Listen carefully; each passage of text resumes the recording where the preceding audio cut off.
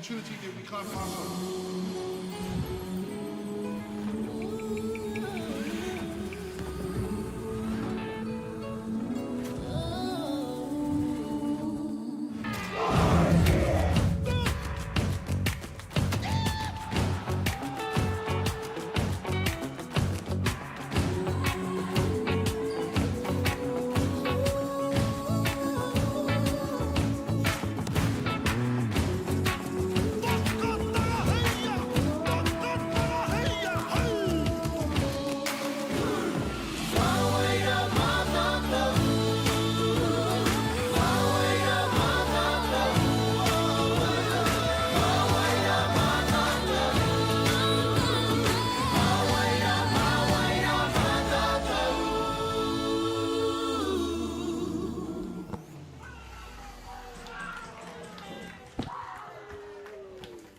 Welcome, ladies and gentlemen, to the Under-17 National Boys Championship. And the ball game has started with a home run by number 7, Chucky Taheda.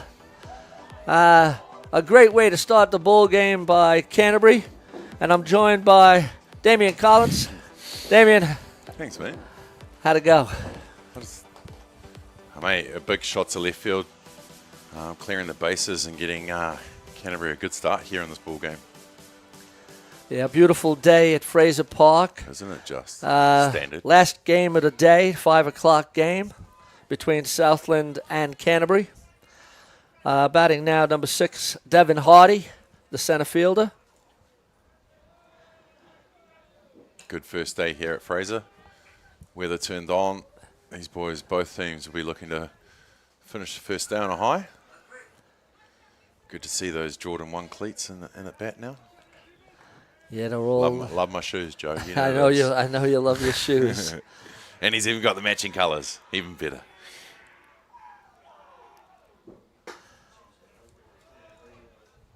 Yeah, the Southland team is looking pretty good. They're growing the sport down there.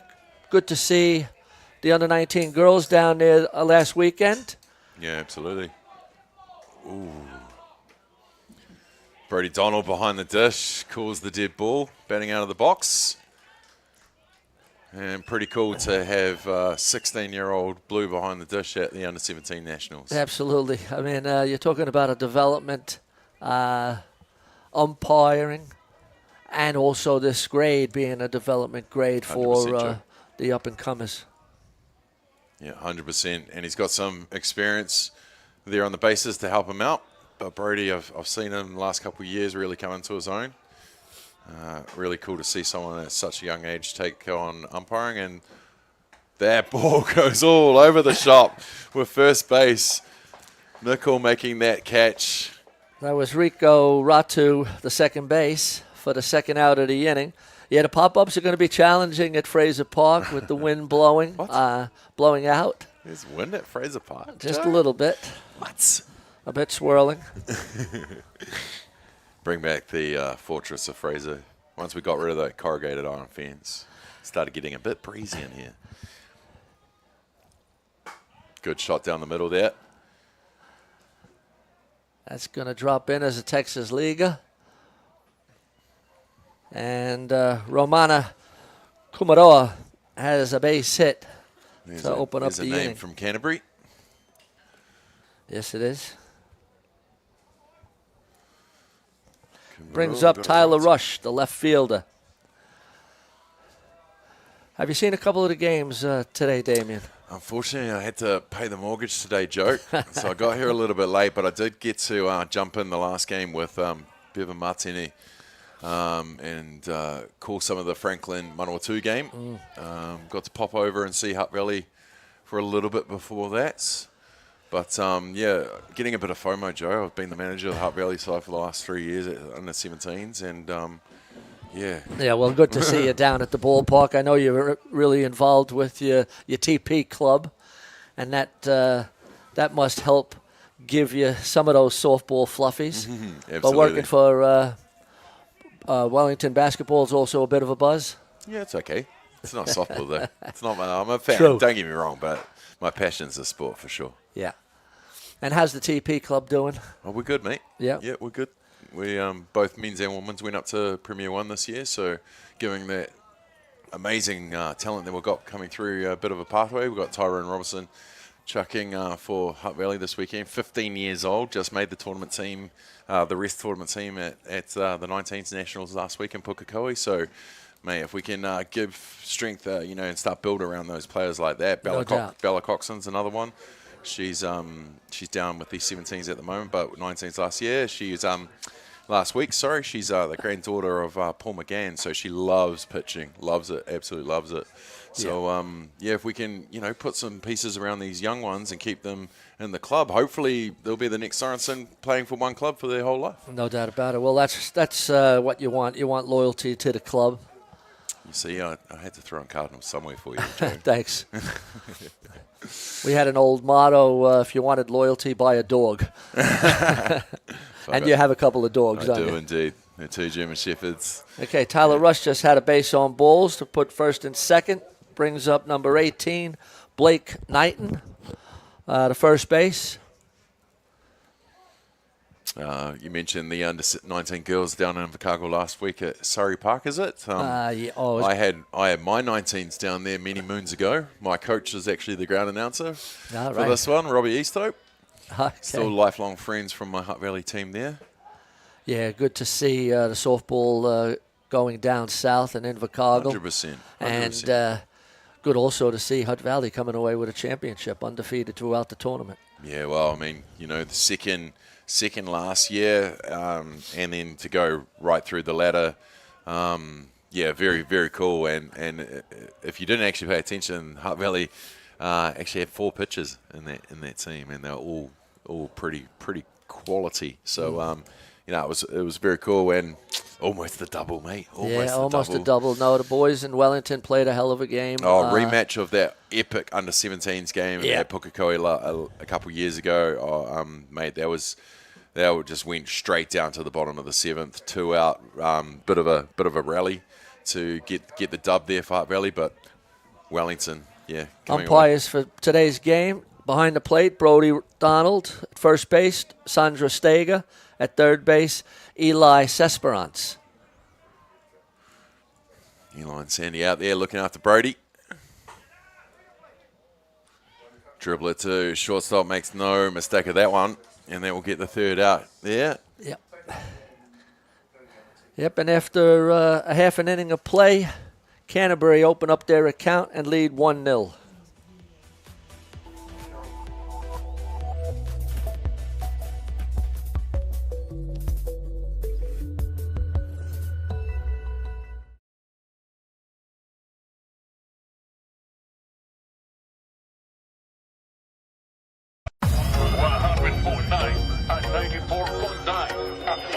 When the radio's on and the sound is hot, you just have to enjoy. There's no way to stop. That's where it sounds like the best every day of the week. Better than all the rest. We let the music speak. All the best throwbacks, 90s and more.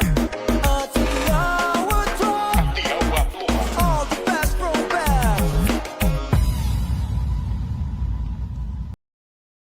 Get the Māori Plus app. Download now on Google Play or the App Store with exclusive viewings and 100% ad-free. Quite like top tier. Watch us anywhere, anytime. Make Māori Plus your mate and stream now.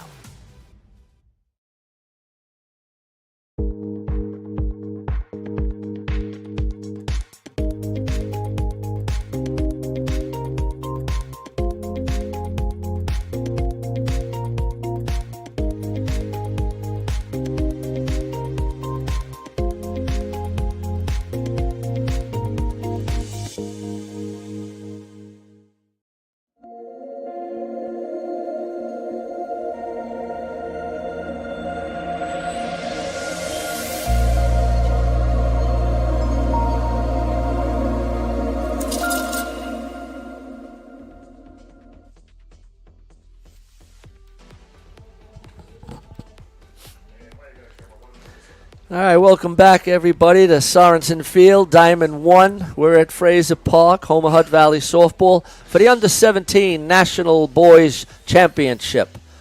The The defense for Canterbury. Pitching on the mound is Lars Meehan. And leading off is number 43, Cooper Nicole, playing first base for Southland.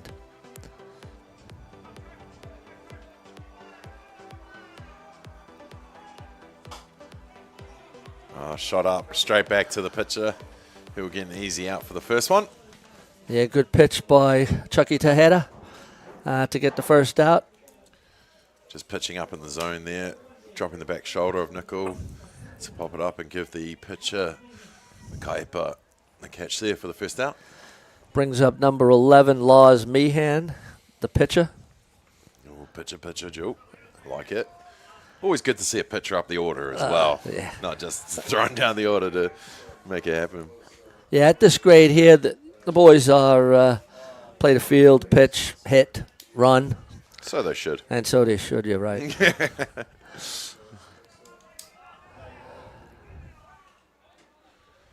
Oh, that's a hit by a pitch. Umpire's going to check up on number 11. So we have. Looks like he's okay, and that's why you wear a batting helmet. Absolutely. Took it straight in the noggin there. Just shake that off. Yep. They're going to check the helmet out. Yeah. She knows what to do. Coach is going over just to see that he remembers his name. Where are you? While we're doing that, just rounding out the Canterbury defense, you got, what do we have? We have Chucky Tejeda on the mound, Devin Hardy at center field, Rico Ratu playing second, Romana Kumaroa at shortstop, Tyler Rush in left, Blake Knighton at first base, Jack Yarham at third, Macau Kennedy in right field, and rounding it out at catcher Dylan Creighton.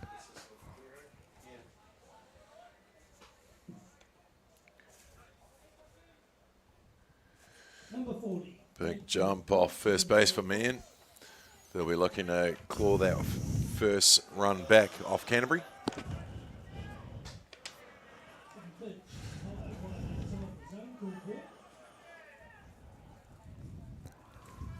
Here pitching up in the zone, trying to see what Brody's calling, what zone he's getting. The batter is number 40, Tate Forbes Murch, the catcher. Pitcher seems to have a nice style, tall, lanky, good levers. If you get a tall, lanky baller, chuck him on the mound for sure. Nice drop ball. Or at least try him out. Yep. Catcher batting 3 on Sorensen Field. You want to manufacture a run here. Find a gap wherever you can. 2-2 the count from Donald.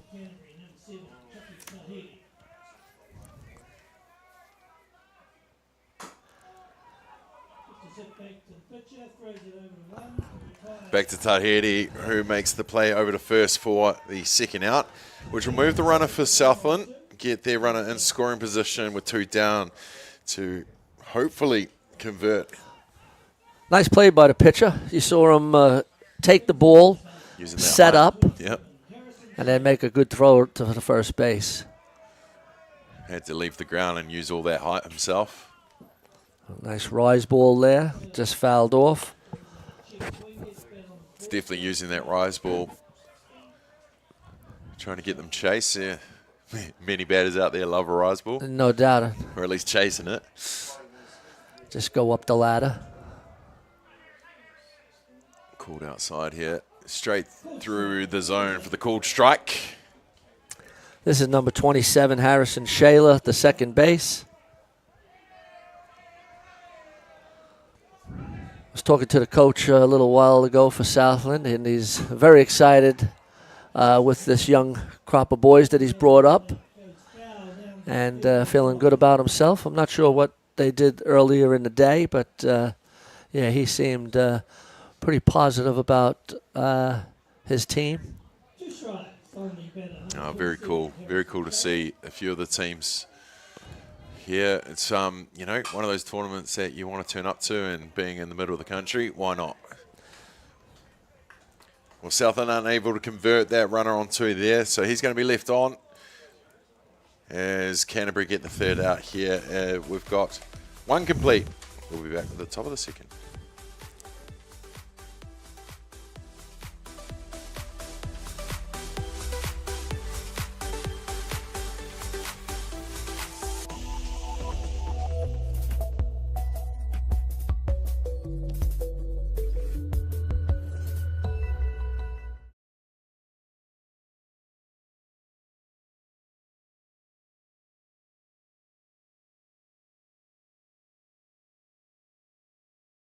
Dan Carter knew the power of winning.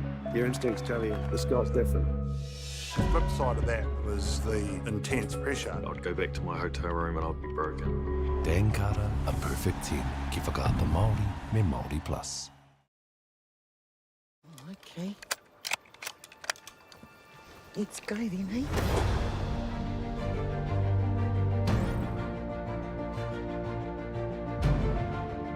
You want to just jump in, the dark horse? Deep down, that's all we want. Just freedom. You sucker. You better watch out, you fool. I often think of my cousin.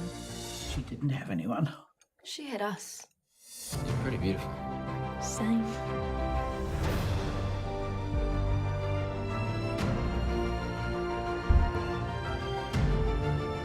We're going to get you back, Mata. I promise. Kiriata no Aotearoa. Ki whakaata Māori, me Māori Plus.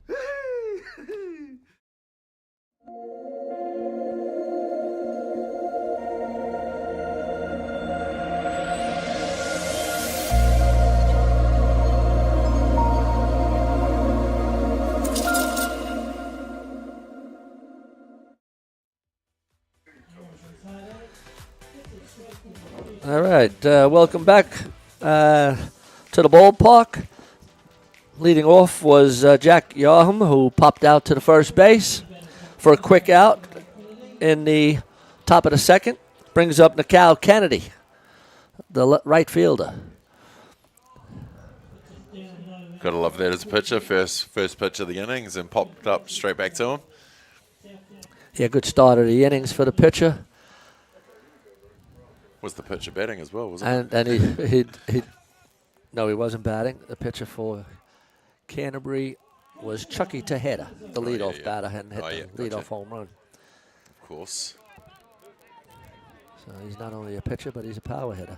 Not bad. Not bad combination.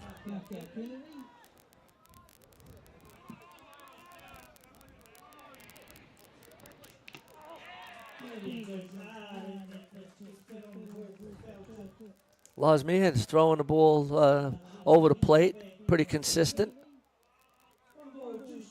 That's what you want from your pitchers at this grade. Throw strikes. Absolutely. Play good defense.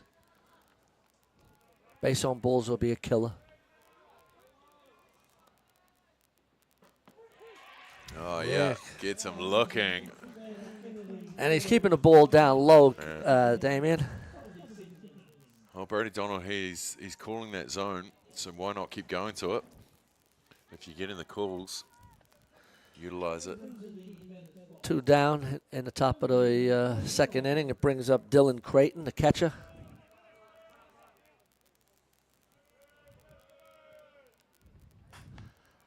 It's fouled off, out of play. Now Robbie Easthope doing the ground announcing. Yes, the chairman of the board here at Hutt Valley. He's loving it. Always one of those guys that just rolls up his sleeves if he's got them. And just gets on with it. He's been a great man around the traps. It was cool to work around him while I was in the role here. But, yeah, cool to see that he's still around as the chairman this year. Yep. Volunteer of the year for the Hutt Valley Softball Association last season. He does it all. He sure does. Stalwart for softball.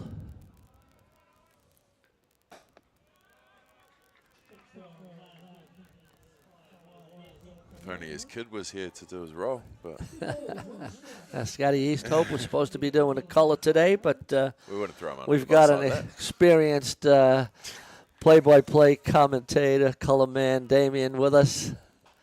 That's We're all foul just here back. for a bit of fun. And it's a beautiful day at the ballpark. Where else would you want to be? Isn't it? Light zephyr breeze blowing out to left field. I'm sure my partner Melissa's at home listening to this game now. Watching it, surely. She was down here longer than me today. She was. She's sitting her level 4 badge. Oh, big shot to center field court. Nice play by the center fielder. Well hit by Dylan Creighton. But that's the third out of the inning, and after 1.5 innings of play, it's Canterbury 1 and Southland 0. We'll be back shortly.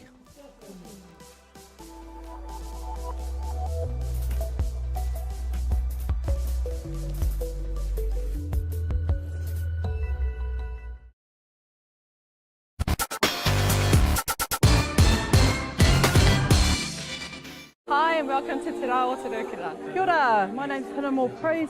Kia ora, I'm Neil from Vibe. Tēnā koutou, welcome to Te Rao Te Raukura. It's going to be an awesome day.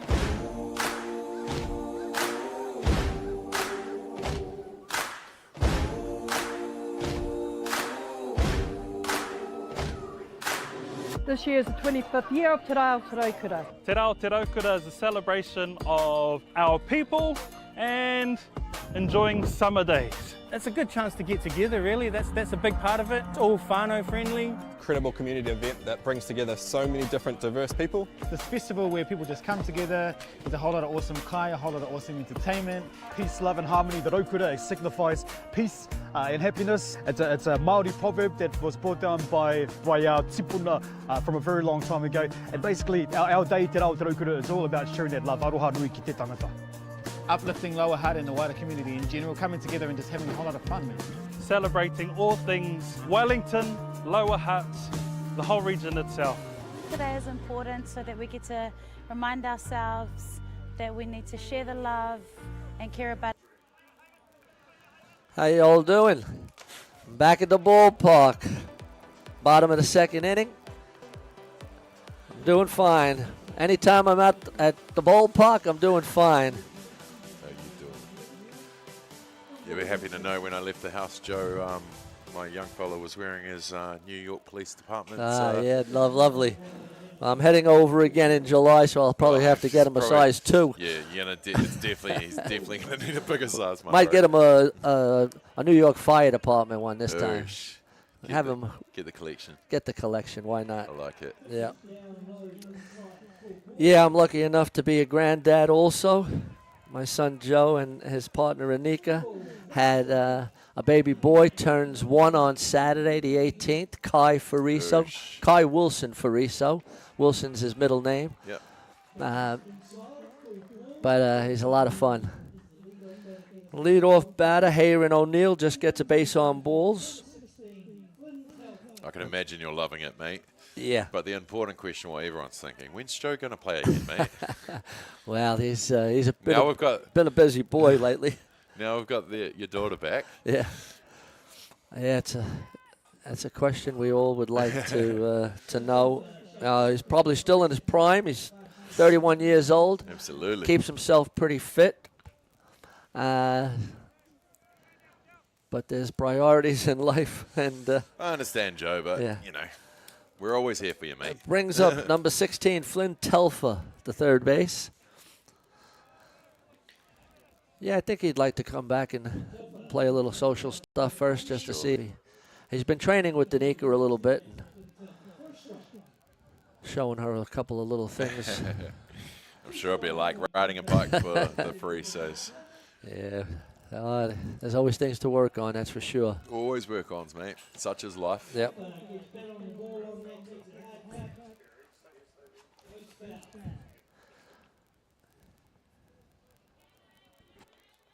You know what they say, play hard, train harder.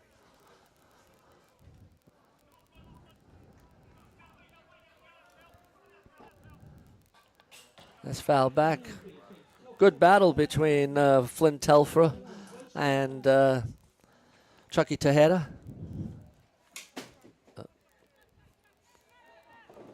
Yeah, first day of this tournament, you want to be taking your opportunities while you've got them. If you're in the batter's box, you're taking those cuts. Yep, he held up on that. He wanted it though, eh? Yes, he I did. told you. That rise ball. They love the rise ball. Absolutely. Did he go? Sandy says no. No, good call.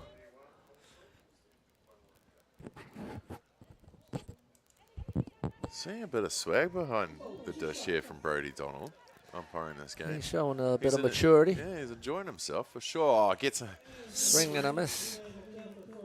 Goes straight at him, straight down the zone for the strikeouts. Brings up number 5, William Patton, the right fielder. It's good to see the pitcher working quickly, getting into his work. And also the batters are being aggressive. Yeah. Good game is a fast game. Yeah, you want to see these young ballers coming out and just swinging the bat, taking, like I said, taking those opportunities.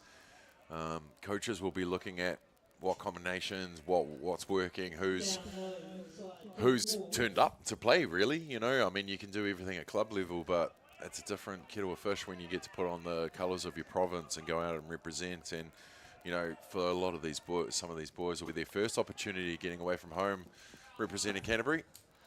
And they'll want to be in those lineups in day 3 or 4, you know. So take those opportunities, take those cuts, just enjoy, go hard for while you got the chances to. Well, having both, this is like almost a local derby now with Canterbury and Southland, 2 South Island teams battling it out. Come all this way to play each other. On day 1. Good shot. Nice play by the center fielder to track that ball in the tricky wind at Fraser Park. It's got to be the shoes. The original Jordan Spike Lee. Yeah, matching the uniform. Absolutely. Great colors. Love it, love it. Chicago Bull colors. Absolutely. Brings up number 20, Lucas Allison, the center fielder, with 2 down. Squares up with a fake bunt. Good jump from the base runner there for Southland. Southland will be looking to put the foot down here on 2 out and try and manufacture something here. They won't want the sacrifice with the 2 down, but they'll want to move that runner for sure. And swinging it outside ball like that ain't going to help. Yeah, that little drop ball to the outside corner. Batter seemed to pull away, but he's choking up now, just shortening it up, making sure he makes some contact. Puts the ball in play, but no. That's the 3rd out of the inning. And just like that, Southland leave a runner on, but we've got 2 complete here as we go to the top of the 3rd with Canterbury leading Southland 1-0.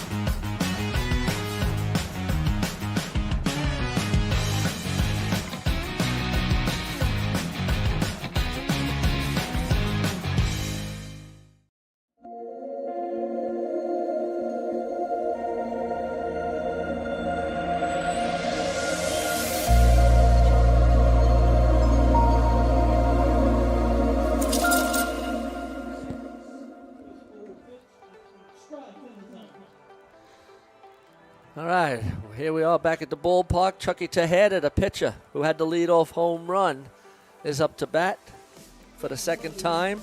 What do you think of his home run, Damien? Yeah, big shot to left field to open up the ball game. stamp his mark against his fellow pitcher, and then goes and dongs him in the head in the next when it's his turn. Big shot to right field. Nope, shallow. Yeah. He had all the makings, and then might have got a little bit of that caught breeze. A little caught in the breeze. The high breeze of second Fraser base. Park. Shielded his eyes and had an ice cream cone in the glove, but made the catch. Brings up number 6, the center fielder, Devin Hardy. Another quick first out here for Southland to get over Canterbury. Yeah, Devin was out on interference the first time up.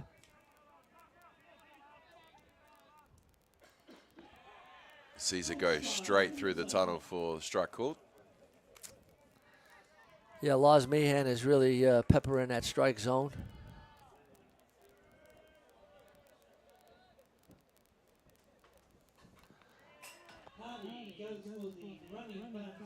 Seven-inning games? 7-inning games, yeah. So still early enough here, top of the third, to feel each other out. Yeah, I got a feeling this might be a pitcher's duel. They're both getting through their work pretty good. And we're in the sweet zone now. Warmed up a bit, seen the zone that the umpire's calling and what the boys are swinging since they've gone through. The one lineup, yeah. Yep. That's good.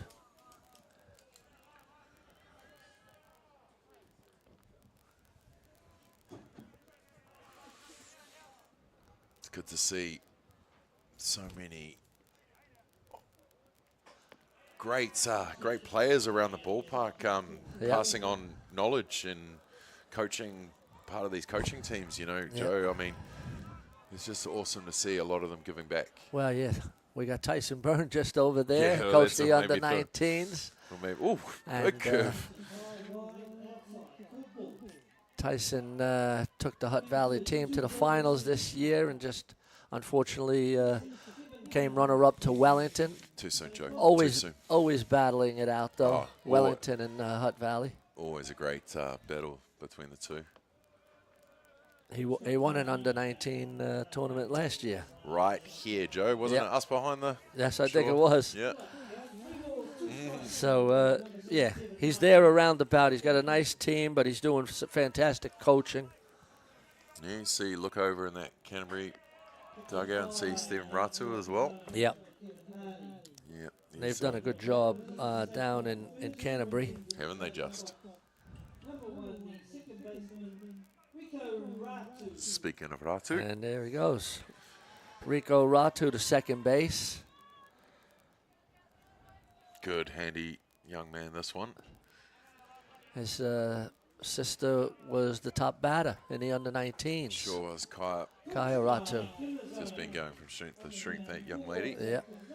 But Rico's been pretty handy the last few years as well. I got to call one of his games down in Christchurch a couple of years ago for the secondary schools on the Hill International Secondary School Tournament. I think it was 13, 14 years old and holding his own. It's pretty cool to see. Another one of those great kids growing up around the game and still in it. Nice stolen base. Got to be the shoes. Must be.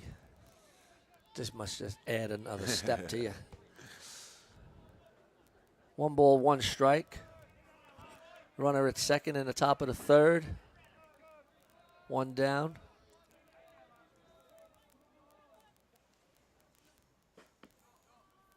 Ball just a little down.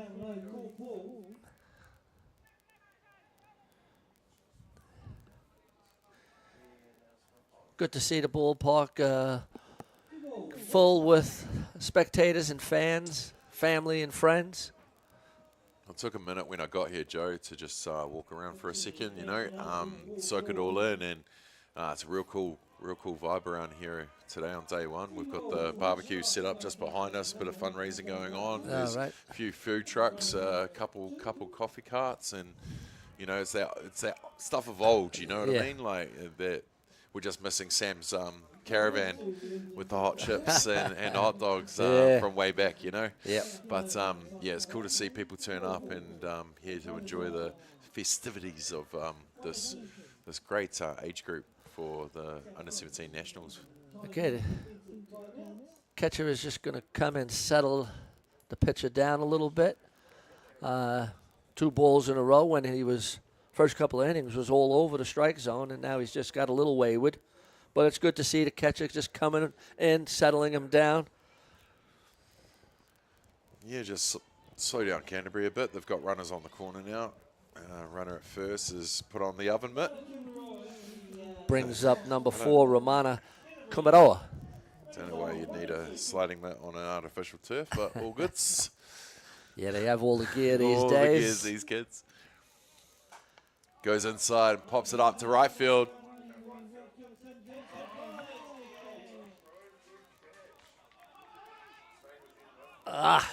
And they did a great job on that catch. Fantastic catch by the right fielder. Popped it up to the second base just to try to get the runner tagging up at second. Heads up play by the runner at second base to tag up on that also.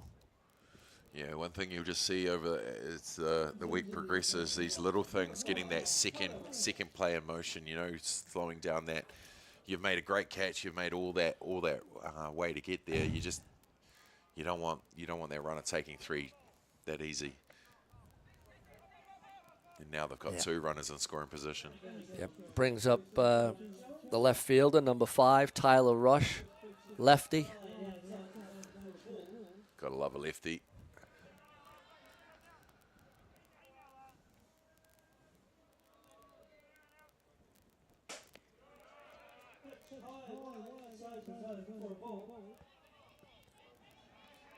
Yeah, that's 2 balls, no strikes.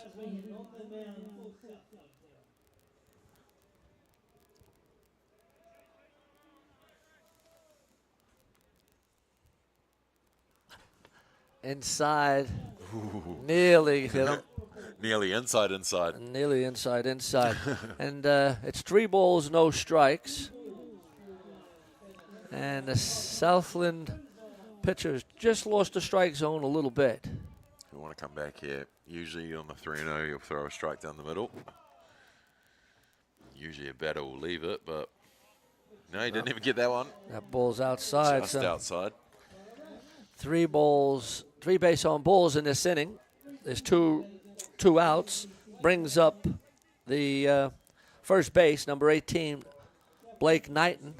And that's just going to bring a coach out just to have a chat. The catcher came in first, and now it's time for the coach to have a chat with the pitcher and also the fielders, keeping them on their toes.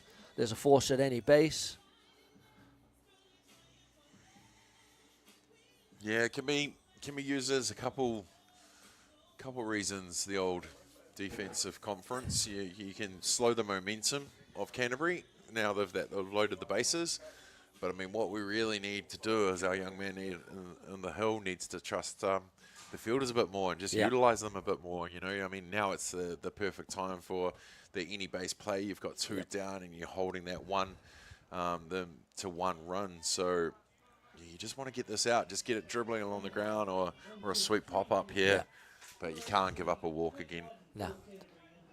No place to put him. Put him back on the bench, mate. Good pitcher, batter, battle, mano. Doing a great job here. And he comes right back. That's a good pitch. sign after the coach comes and has that chat. And he comes in and throws a good strike right down the pipe. Obviously, the batter also is taking that first pitch after 3 walks. Oh, yeah, and you would.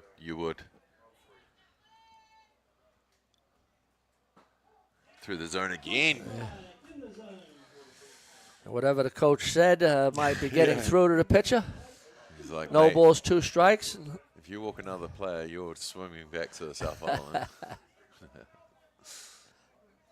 Swimming with the fish.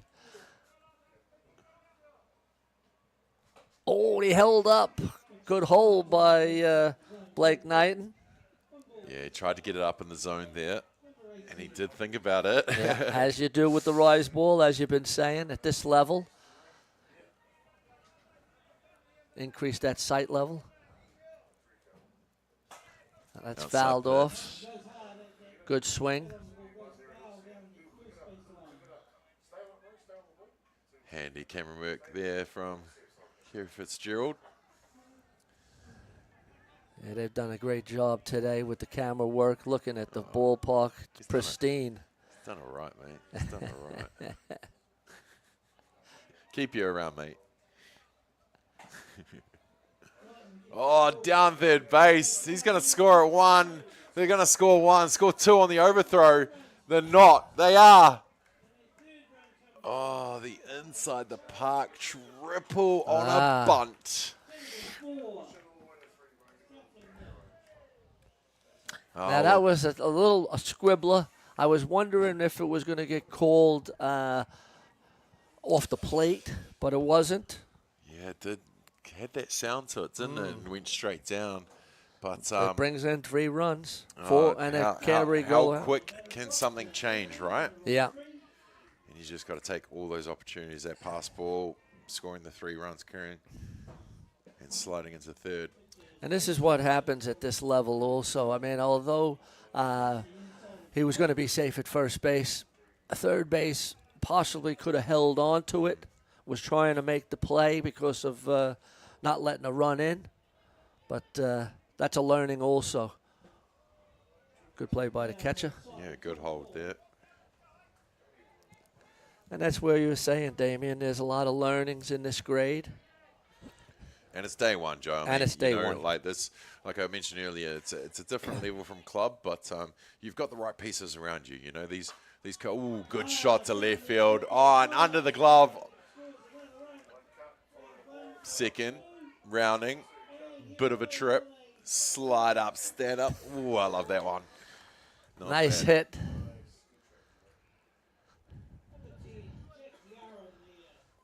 With a triple. Triple RBI.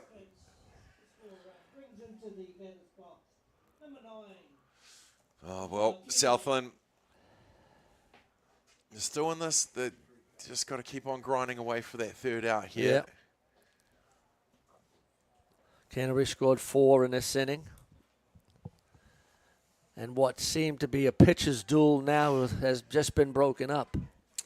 Well, you'd see the difference of associations and what they get to play now. You know, the first couple innings might be a bit tight, but, you know, that's always your learning couple innings, try and feel each other out and what they're swinging at, etc.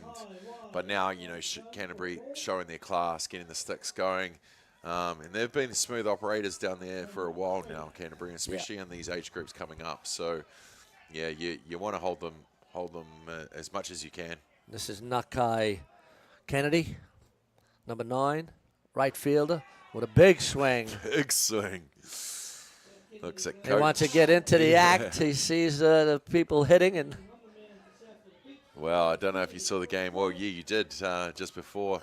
But people at home, the Franklin Xavier Haddon with a walk-off grand slam was huge. It actually went over the corrugated iron fences. I wonder if anybody found that ball yet. Yeah, well, I know Amy Russell's got the ball list on the whiteboard in the tournament office. So if anyone can return number 13. Not that any balls have ended up in our bags at a tournament. Yeah. That ball's fouled back. It's 1 ball, 2 strikes. Southland want to get out of the inning now with no more damage and then get the bats working.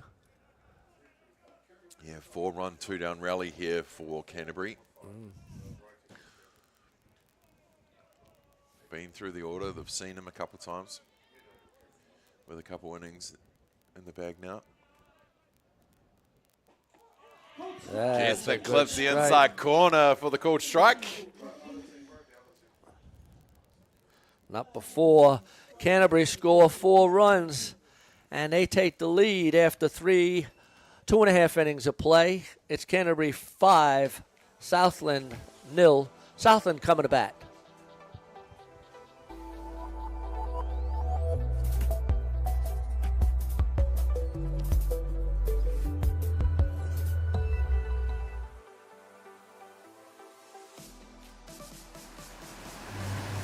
we're going to have Māori getting ownership rights recognised in the taku taimana. So they created legislation, foreshore and CBD. How can you allow this to happen in the 21st century? What it is the same old faces, the Ken Mears, the Harawira families, the haters and wreckers. It's about time we started looking to a new future. What you can do with 50,000 turn up.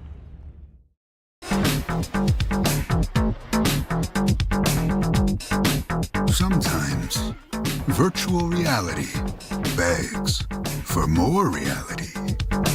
Jack Links is good with it.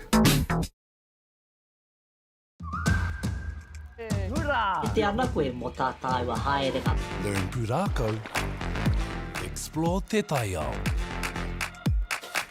Hai mai. Tūhura ki whakaata Māori me Māori Plus.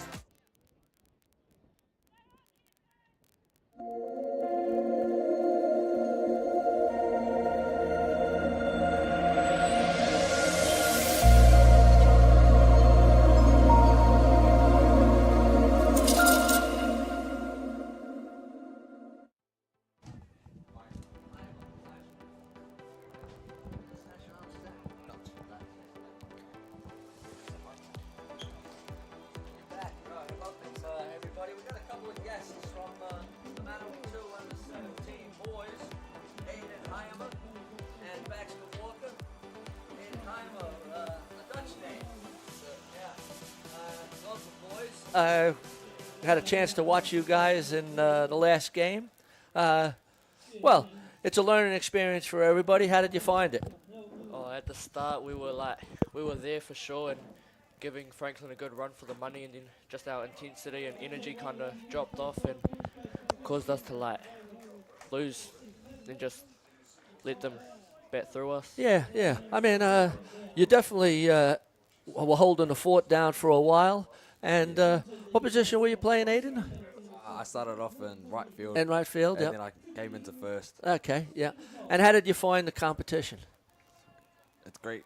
It's great here, and it's all good for us to learn and grow against really good opposition. Yeah, I mean, we got 15 teams now coming down for the under-17s. Great to see Manawa 2 down here.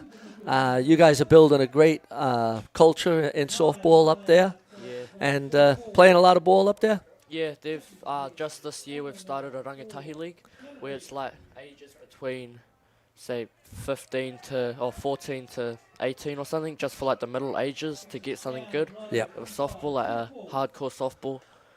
And you got a lot of good coaches up there? Yeah, there's definitely a lot, yeah. Yeah, and the pitching up there, you're getting some pitching clinics and things like that? Yeah, there's clinics going through Manawatu, yeah. Yeah. I know, fantastic. So what's the highlight so far? Just coming down and... Coming down and playing ball. Yeah. Good on you. And what's your goals maybe for this tournament? Just try and make tournament team, but if not, get close-ish to it and just do better than what I did at 19s. Good on you, yeah. And you were in the under-19s also, so that's great. Did you also play? No, I wasn't in there. You didn't want to get in there? Well, that's something that's a carrot for next year. Yeah, absolutely. Well, good stuff. All right, guys, we'll get back to the ballpark. I really appreciate you guys coming in and having a chat. It's great to see you guys playing softball, and great to see Manawa 2 down here and building the softball back up there. All right, we'll catch up with you during the tournament. Thank you. All right, you have a great one. You too. All right, those were the Manawa 2, Baxter Walker and Aiden Hammond. And, fantastic to see Manawa 2 building up the softball back up there. All right, back to the ball game.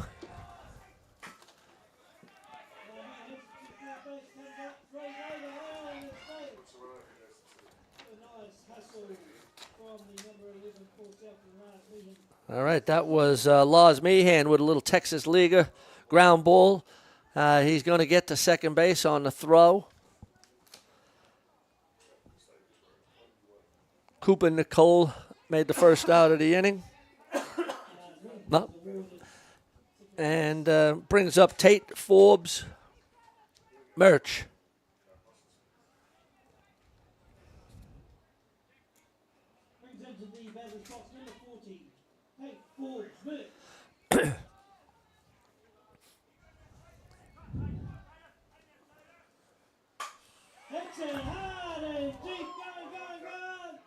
That's to the fence.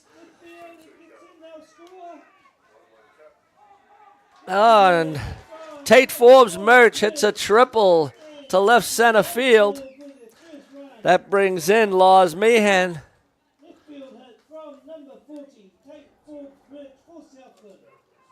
And that's what happens in these ball games. One team scores some runs, but the next team chips away. It's early in a ball game. Bottom of the third.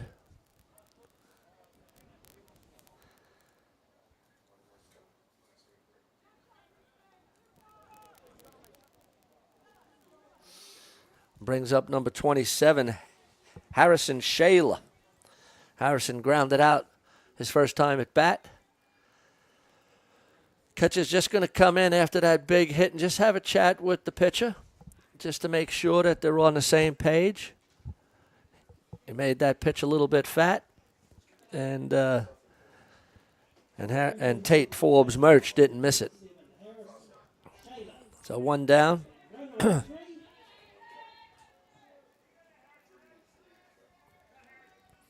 It must be two down. Comes into the zone for a strike.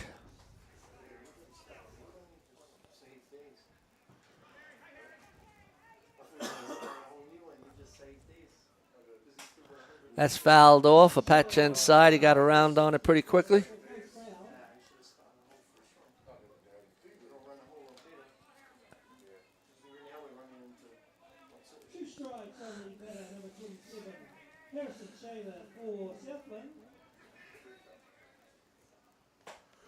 Threw a little rise ball just to see if he would go. Good discipline on that.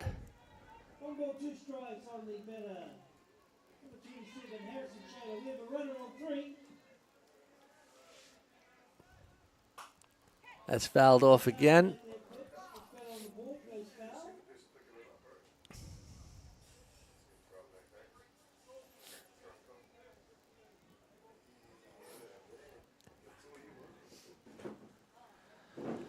Wind just starting to pick up at the ballpark. Still a lovely day. Blue skies. Had been a fantastic day today. I think 24 degrees in the Hutt Valley. After fairly chilly weather last weekend. Not as cold as in Invercargill for the under-19 girls that were wrapped in blankets.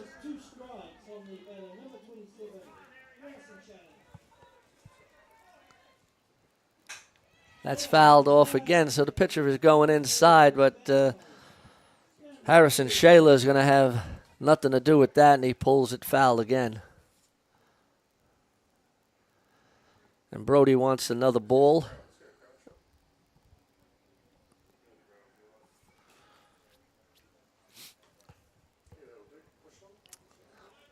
Balls are getting fouled off, and the umpire wants a couple of reserves. The scorer is going to be axed for one, I think, and one's back in the ballpark.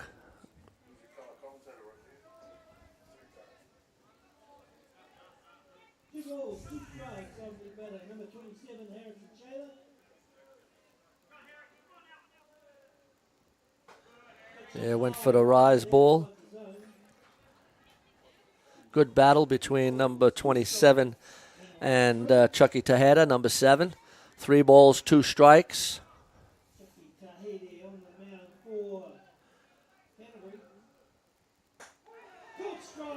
Yeah, good strikeout on a KC. Nice pitch. Chucky Tejeda bear down. And but Southland opened up their account with 1 run, and after 3 full innings of play, it's Canterbury 5, Southland 1.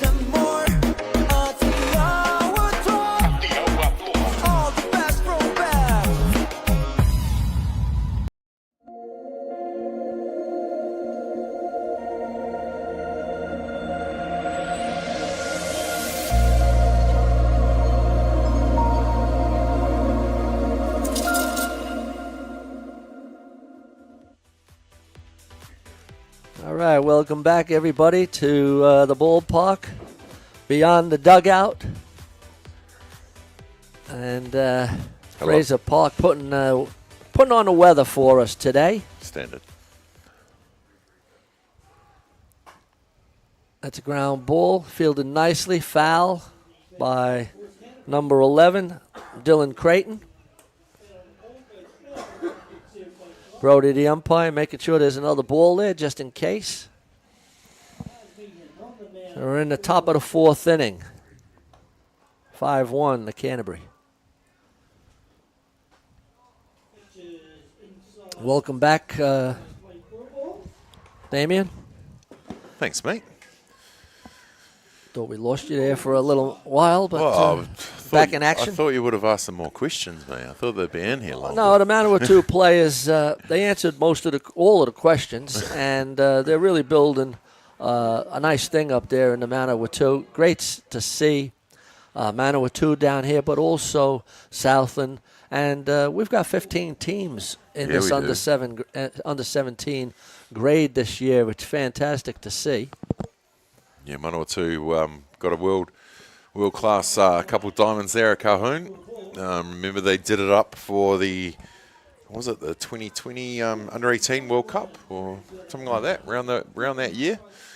I was lucky enough to be the ground announcer for a few of those games there. But Calhoun Park, yeah, if we can get some more tournaments there, Sopple New Zealand, that'd be cool.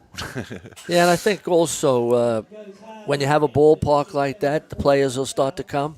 100%. You build a ballpark, and they will come, right? Yeah, well, that's what they say. That's what they say. Yep. 2 balls, 2 strikes, none down. Top of the 4th. Game's going pretty quickly. These games today have averaged about an hour 45. Handy. The last game with Franklin and Manawatu was a 4-inning game, I think. It was about an hour and a half. But the games are going pretty quickly, and that's what you want in a game of softball. Fast game is a good game. Well played, good defense, good pitching.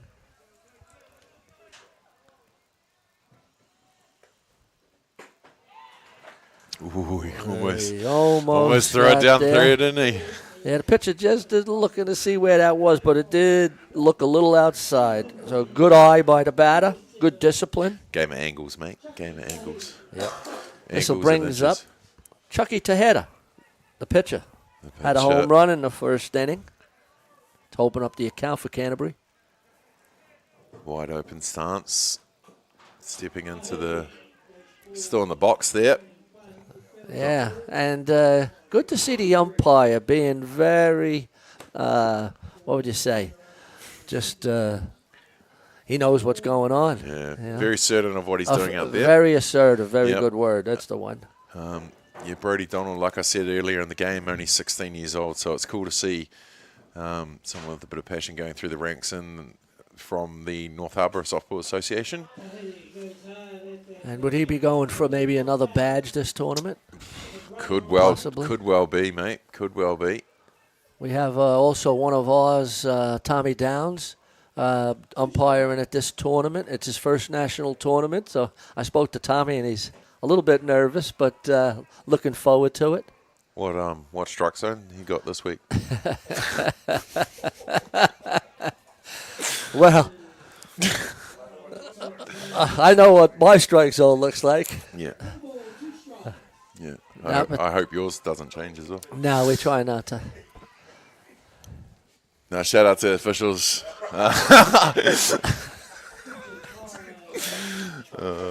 Yeah, we'll let you get out of that one.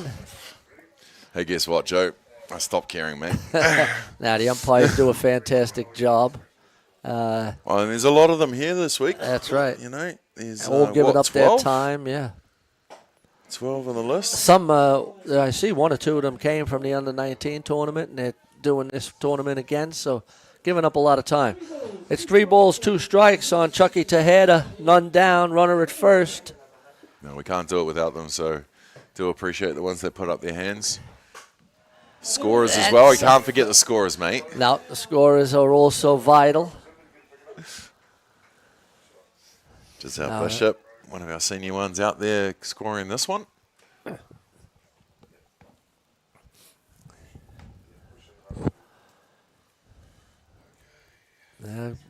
Catcher going back out again just to make sure that they're on time with the signs. Umpire making sure. I really love the assertiveness. I like that word, Damien, of Brody Donald going out, speeding up the game. It's a real important part of this ball game here.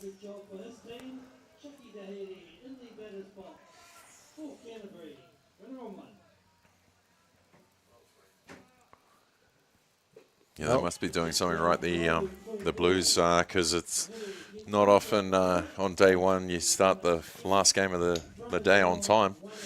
No, it's that walk now. It's the 5th walk of the ball game. It's bringing out a pitching change.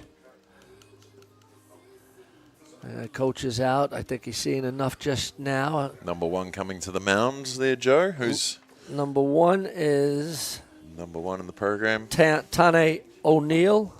Tane O'Neill. He'll be coming in for Laws. And that pitching change is brought to you by the Beyond the Dugout Broadcasting.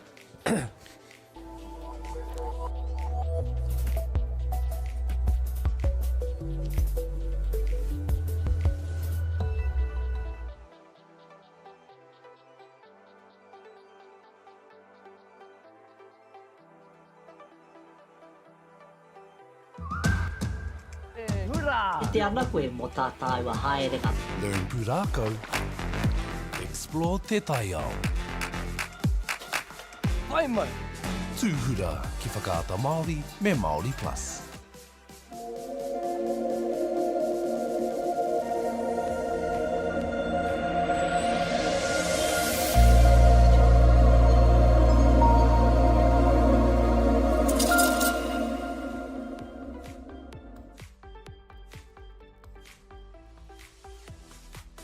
Okay, ladies and gentlemen, we're in the top of the 4th inning. We got a pitching change. We got number 1, Tane O'Neill, coming in, replacing Lars Meehan, who had pitched a good couple of innings and then lost the strike zone just a wee bit. And Tane O'Neill comes in and gets the first out, first pitch on a pop out. You want that from your reliever to come in and throw one and get in and out straight away. That's a pop out to the second base for the first out of the inning. Brings up number 1, Rico Ratu, to second base. Runners at first and second, 1 down. Now Canterbury are going to have to adjust to feel out this new pitcher. See what he's throwing, what zone's getting called. And hopefully Southland can slow down this Canterbury attack here. 2 runners on here in the top of the 4th. Yeah, that's a strike, and Rico shakes his head. He knows that he missed a good pitch to hit. 1 ball, 1 strike. Yeah, clipping that corner on the outside there, using all that 17 inches across the plate. Almost the same pitch, Tries and he to nibble fouls it again. off Yep, just to go out a little more. Well, that shows the maturity of Rico, knowing that the last ball was called there, so therefore, you know, if he's going to go there again, you've got to swing, you've got to adjust. If that's where the umpire's calling, too many players out there, you know, they don't get the call they want, and they'll leave it again and again and again. But if he's calling it there and he's consistent, then you've got to swing. No doubt about it, yeah. And you want your players to be somewhat aggressive. I mean, there's a balance between the discipline and aggressiveness. Yep.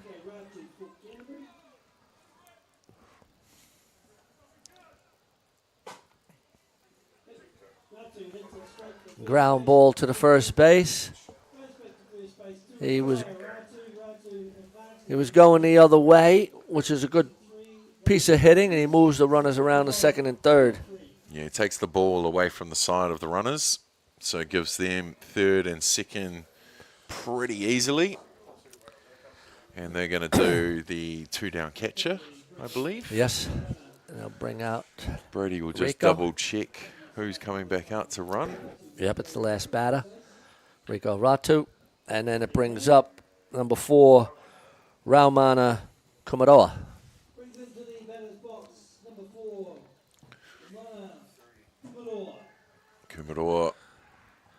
Kumaroa, the shortstop. Handy ball up. Fly it out to the right fielder. The last time up, the right fielder made a fantastic play on it in this tricky wind at Fraser Park. Breeze. A breeze, a zephyr. Another one of those kids has no doubt growing up around the traps of a softball park. Nice change up by Tane O'Neill. Yeah, pulled the strings on that one, did he what? He certainly did. So he's coming, got them swinging for sure, getting those strikes for his team, like a reliever should be. Yep. You got a job to do as a reliever. You got to go in and make things happen. You know, you're either going to take them on or you're going to get those pop-ups or ground outs. He doesn't have time to fill them out. He doesn't have time to, well, he's still top of 4th, but yep. He's got a job to do to come in here and slow down this Canterbury side. 2 balls, 2 strikes, 2 down. All the 2s, Joe. Yep. No one swings on a 2. No one hits on a 2, is it? Oh! T-bone. Pop out to centre field. Fly out. Oh, excuse me. Fly out to center field for the 3rd out of the inning. Tane O'Neill comes in and stops the bleeding. And after 3.5 innings of play, it's Canterbury 5, Southland 1. We'll be back in just a moment.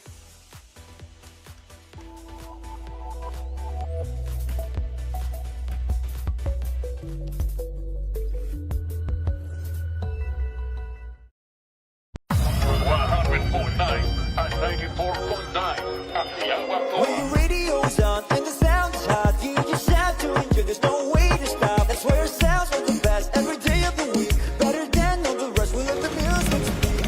All the best throwbacks, 90s and more. Atiawa Toa. All the best throwbacks.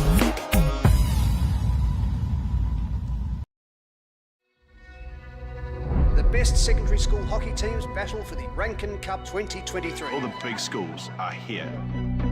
Tino uaua ki te rapu kai tākaro nā te iti o te kura.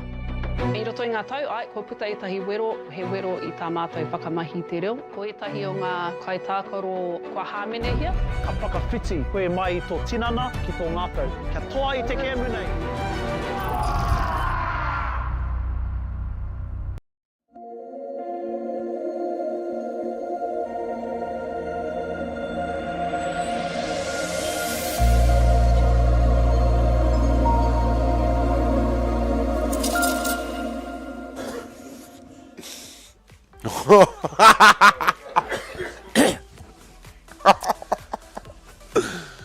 Do you know that night didn't rain at all in our part? All right, welcome back, everybody, to Fraser Park. The lights are on at Fraser Park. And brings up 19, Hayren O'Neill, the shortstop. 1 ball, 1 strike.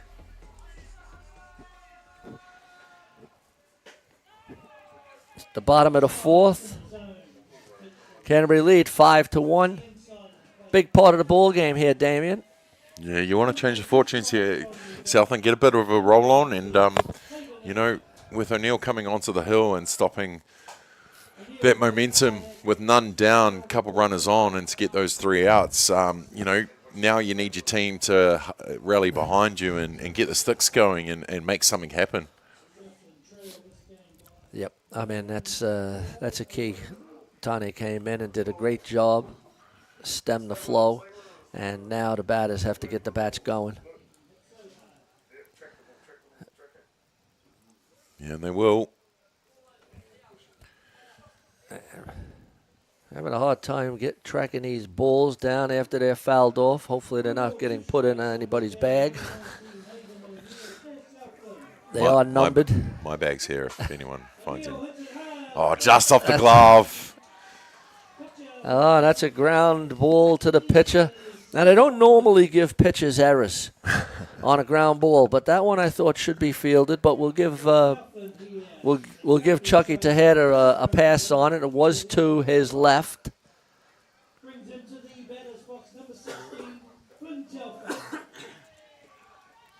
Flynn Telfer. Yeah. Good bunt down first base. Ratu gets. Oh, and now.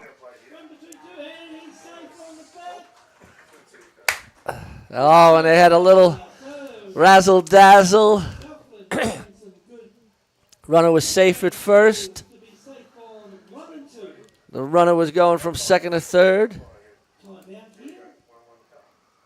Well, Canterbury are going to question, but I don't know why, because Sandy has made a call. The runner's safe at one off that bunt down the first base line. Rico Ratu did get there, but Sandy's calling it safe. It is what it is. He had the heads up to stop the runner going from second to third.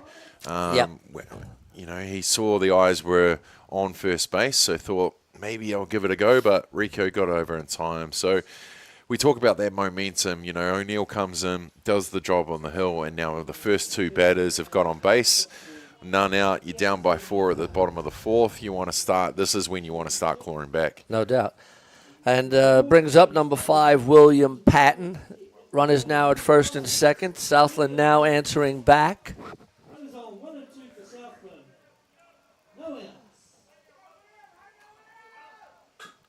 Bunt goes down again, and no, that's going to load them. Yeah. Third base stayed back on it. Pitcher kind of left it to him as well. Nobody really took ownership, and that loads up the bases with the short game coming in. Well, that's a good ploy by Southland. After getting that runner at first base on that little grounder to the pitcher, the coach started pulling out the short game. The short game on this turf also, if you're not familiar with it, it dies, and if the fielders aren't up and being able to field that ball, it could be trouble in it, and it has caused Canterbury a little bit of trouble in this inning. Let's see how they play it now with the bases loaded, none down, and William. Let's see now, it's fouled off. It's Lucas Allison up. Goes at the first pitch, high up in the zone, chasing the flight, chasing that rise ball again. Let's see if Chucky throws it up there again. That was up. 1 ball, 1 strike.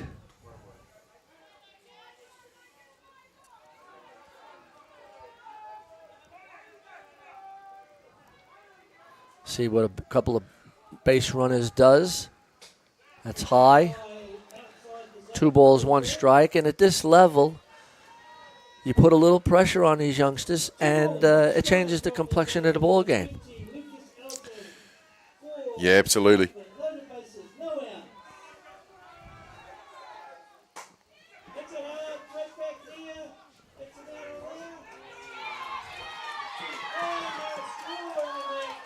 Wow, Southland manufacturing.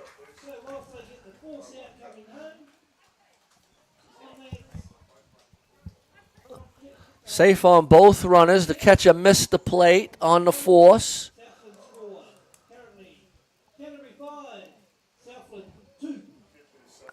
So this time another corridor between Both the two teams called by Canterbury this time.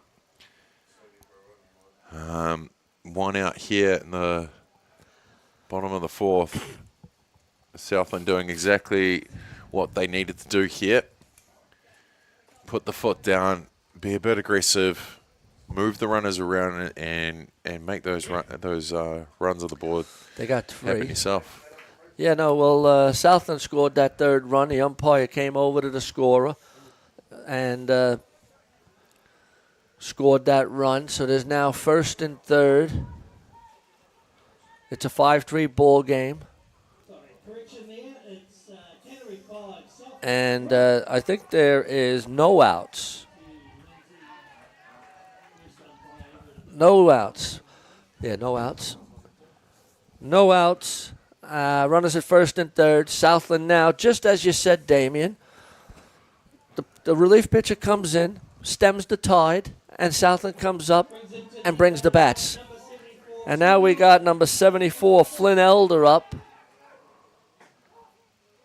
I mean, it's all cool backing your having a pitcher go out there and do their job, you know, get those ground outs and the pop-ups, manufacture those outs himself. But you got to back them up with a stick, you know.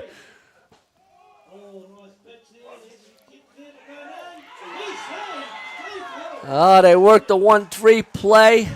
Second base came up, grabbed it, but didn't make the play at home. And Southland scored their 4th run of the ball game.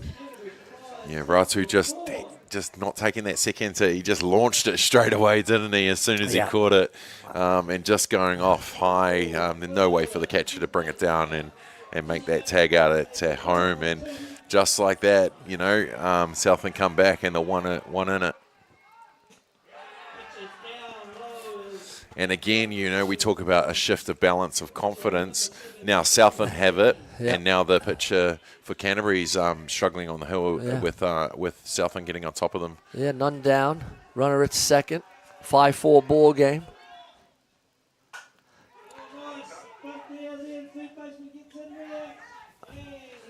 A good piece of hitting by the lefty Flynn Elder to move that runner to third base, less than 2 down.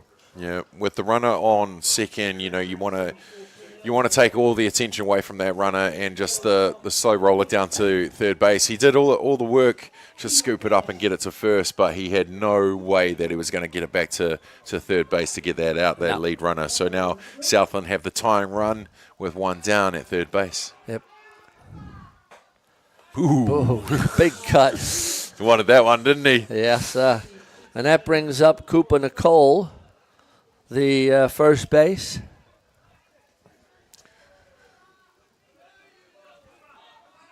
I got the same bat with the same grip. Got to have the blue and yellow in there. Oh, and that's fouled off. It's away. What kind of bat is that? The Synergy. Synergy. That came out Easton. a couple of years. That's the one. 34-26. Mine's a bit heavier than that, mate. Is it? You're playing law ball. Just got the guns going. Oh, good punch there to left field. That's going to tie the game. That's going to tie the ball game. Oh, good hit there. And Southland have tied the ball game with 5 runs in the bottom of the 4th. It's a game of momentum. It's a game of confidence, a game of moments, a game of inches, and never how it can change in just 1 innings. No doubt the coach is coming out and just having a chat. This is the second conference of the innings, so no doubt we'll be seeing a pitching change here. Number 14 with the waltz out. Yeah, they are making a pitching change, which is a little bit of a shame because with Chucky Tejeda, there was no base on balls in that inning, but there were 2 or 3 errors, or errors of omission, you could say, where the players didn't field those little bunts. And well, we're just going to have a break here while the pitchers gets his warm-ups in with the pitching change. Brought to you by Beyond the Dugout Broadcasting.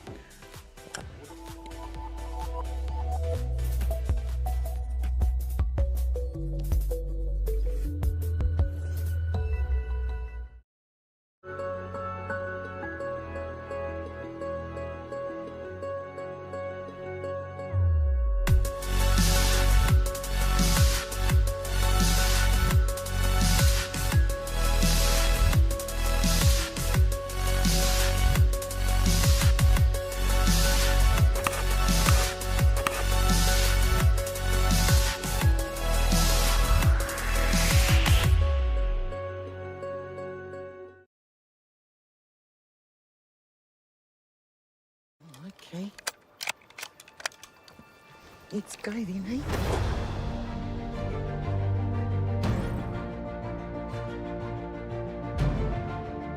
you want to just jump in, the dark horse. Deep down, that's all we want. Just freedom. You sucker. You better watch out, you fool. I often think of my cousin. She didn't have anyone. She had us. You're pretty beautiful. Same.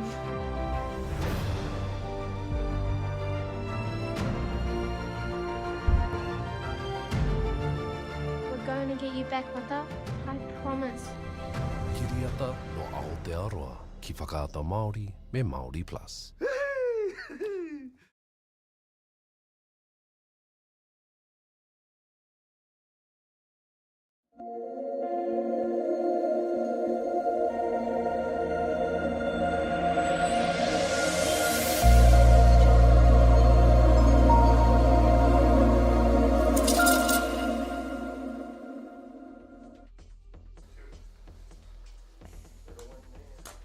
Well, we got a ball game going on here now.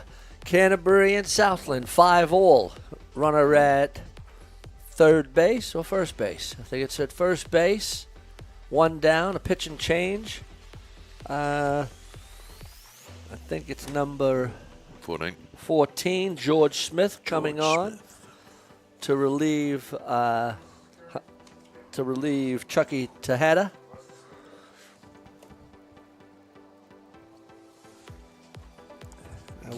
And they're gonna. They made just a straight swap.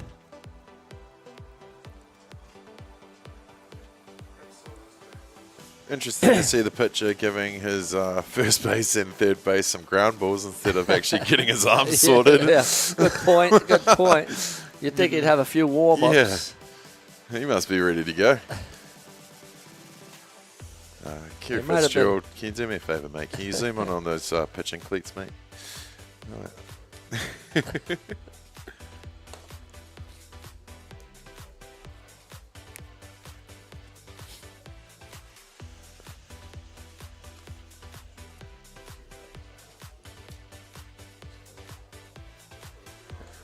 Must be a couple changes happening. Yeah. Brody, good one, came up to us before the game to check if we wanted to mic him up. All right. Surely we'll introduce that by the end of the week. Yeah, we'd like to do that. That's where we can get some of those changes. Absolutely. Many changes, Giselle?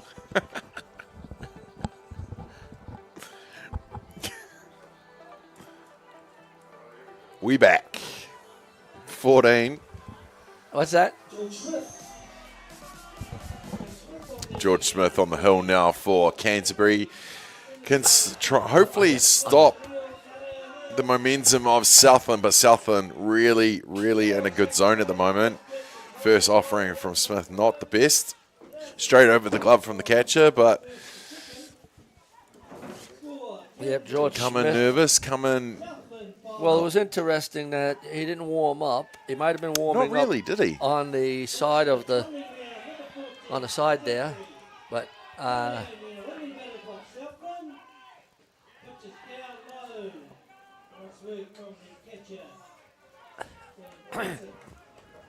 no balls, 2 strikes. There's definitely a sorry, ball. there's two balls. 2 balls, Yeah. no strikes. Sorry, 2 balls, no strikes. 1 down. 5-all ball game here in the bottom of the 4th. And now Southland with 1 down have the go-ahead run at third base. And Tane O'Neill, ironic that Tane O'Neill now is batting. Game changer. And a game changer. Damien called it. Pitcher came in, stopped the runs by Canterbury, and now Southland are back in the ball game. Oh, clean. Got him easy. Almost like they planned it. Yeah. The Southland coach was being aggressive. Yeah, absolutely. And you got to be. You know, you see a yeah. ball go behind the batter back to the dish. I mean, you're thinking a slide into home all day, but just back, bounced back, didn't it? Just bounced back at the catcher. So there's 2 down. Runner at first. Let's see what Tane does here at first base, whether they want to get a guy in motion. George Schmidt having a little bit of a hard time finding a strike zone. That's 4 balls in a row.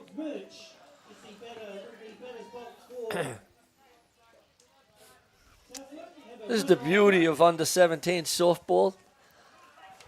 The ebbs and flows, the momentum changes.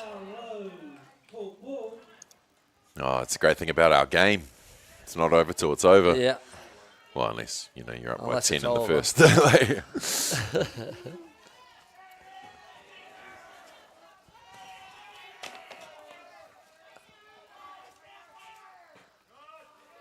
That's low, and that's 6 balls in a row. He's not far off, though. No, I he's mean, not. that was just low there.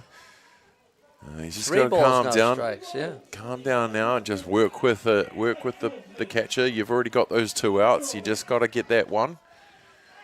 Now you got a force option at 2 bases there. And Tony Forbes Merch being very aggressive on that 3-0 pitch. 3 balls, 1 strike. What about that, swinging on the 3-0? Yeah.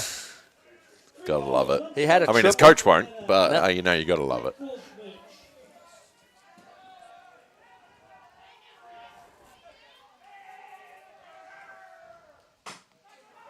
Nice. And he got a ground out, 1-3, and that ends the inning. But not after Southland scored 5 runs in the bottom of the 4th. We got a ball game here, and it's Canterbury 5, Southland 5. Canterbury coming to bat.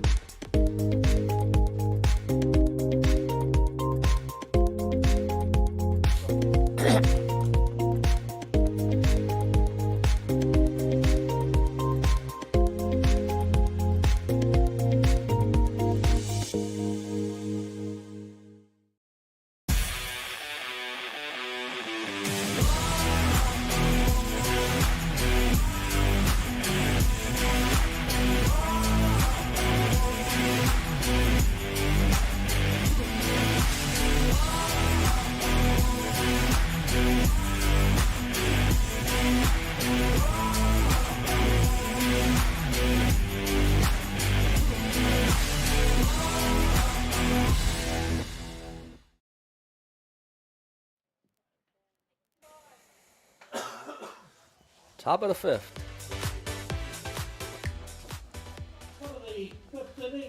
All right, welcome back, ladies and gentlemen. We're in the top of the 5th inning at Fraser Park at the Under-17 Boys National Tournament. Beyond the Dugout Broadcasting is coming to you live. I love hearing that. I'm Joe Fariso, Damian Collins next to me. Hey, guys. Day number 1, Joe. It's been a day, and it's only going to heat up over the next 3. I don't know about the weather, but I know. The weather's going to be superb. It's going to be 24 degrees and sunny all weekend. Love it. Love it. That's what I'm told anyway.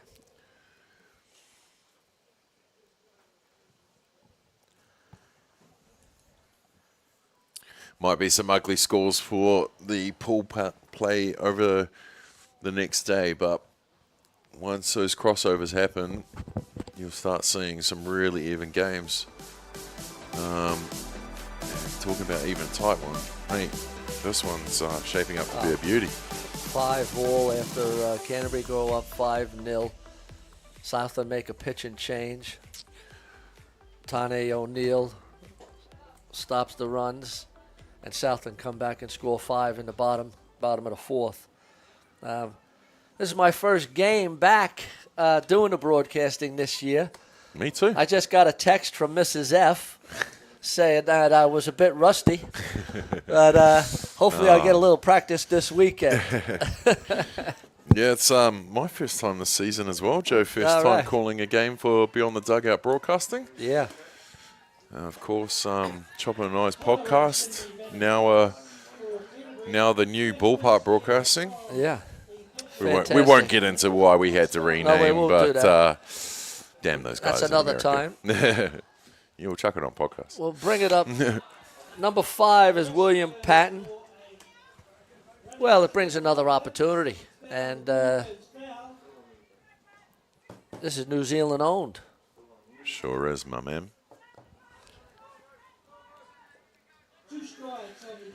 Southland finishing 13th in the 19s against the 4th place Canterbury. So this will be I guess in a way, Invercargill looking up to the big cousin down the road, if you will. So it'd be a bit exciting one to come to a nationals and get one over your foe. I mean, I know, don't count it. We're only in the top of the 5th, but yeah, the momentum's definitely swung.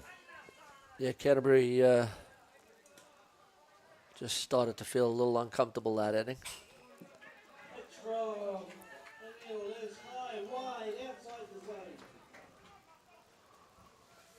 Robbie Easthope, the field announcer. I'm not sure if you can hear him in the background. He's doing a great job keeping everybody in the ballpark interested. And that's a foul ball. Nice cut by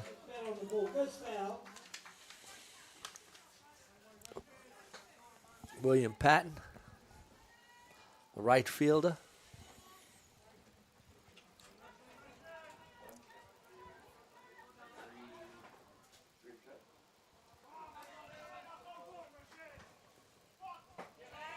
Ball. That's 3 balls, 2 strikes.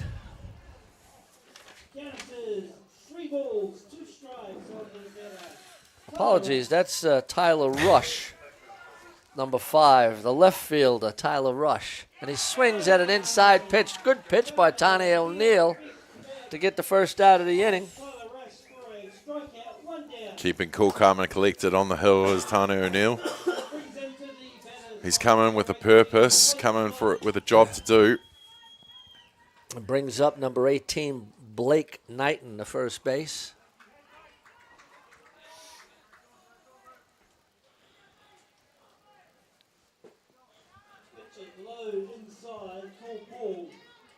Just a little low. Good to see Southland having the under-17 boys. They got an under-19 boys. I guess the softball down in the South Island is seeing some good growth. Obviously, Canterbury are the big cousins.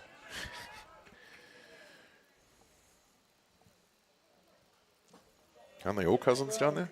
Jokes. Oh, man. Day one, already offending everyone.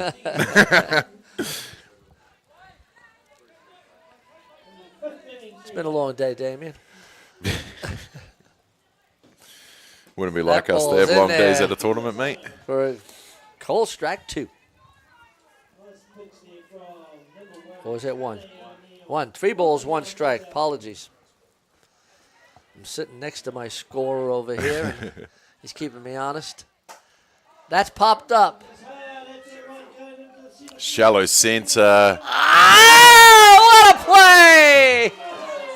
What a play! And that shows you with Southland, the momentum has changed. The center fielder came charging in, bobbled the ball. The shortstop came over, made the play. And we got 2 outs in the top of the 5th inning. What a play. Just shows you how important it is to back up the play. You know, the center fielder did all the hard work busting in to get that catch and just bobbled out of the glove. But the shortstop had made his way over to back himself, to back him up, and gets the catch on the deflection, if you will. Yeah. And 2 down. Like that's awesome play from Southland. Exactly what they want to do here. So we got a fly out 8-6. Yeah, we do. Unreal. Yeah, and when the going's good, the going's good for Southland at the moment.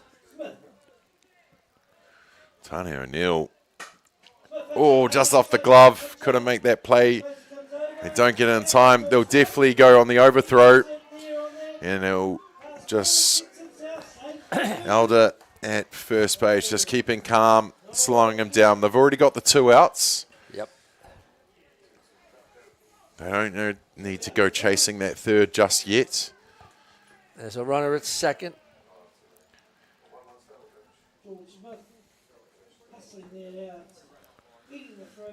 George Smith, And if that's the one, it's 2 down pitcher, I'm guessing. Yep. And then it brings up number 8, a pinch hitter, Bronson Harper. Bronson Harper. And number 18, Blake Knighton, coming in to run for the pitcher, George Smith. So we're all back to normal. We've got Bronson Harper batting for Knockout Kennedy. Clips that outside corner for the called strike. Brody Donald behind the dish, pretty consistent with his zone today. Done a fantastic job. Been assertive. Oh, great bunt goes down. Little bobble from the catcher. They're going to move the run to the third. And now Canterbury have runners on the corners.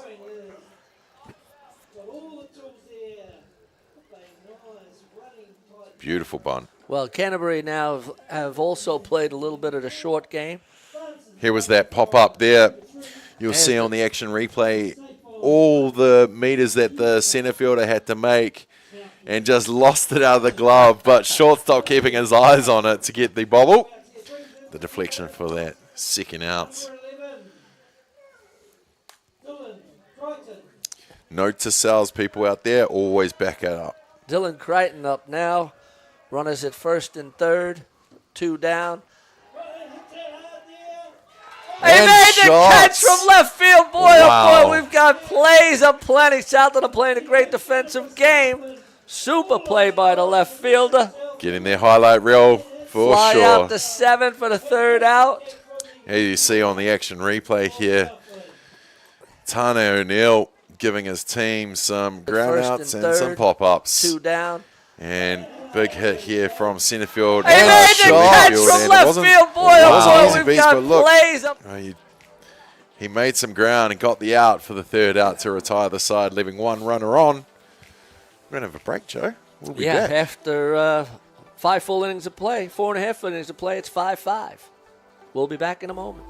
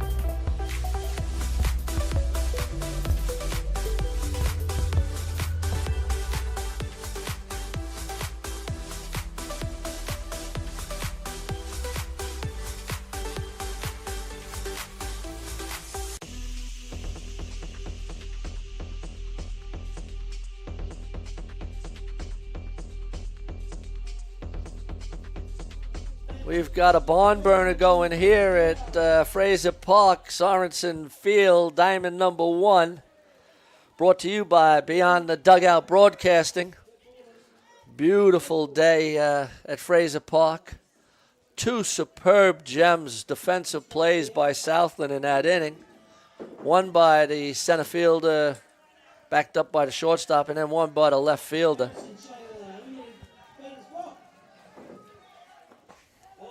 Swing and a miss. Harrison Shayla on a changeup. Yeah, definitely took some speed off that one to get him swinging. 0-2.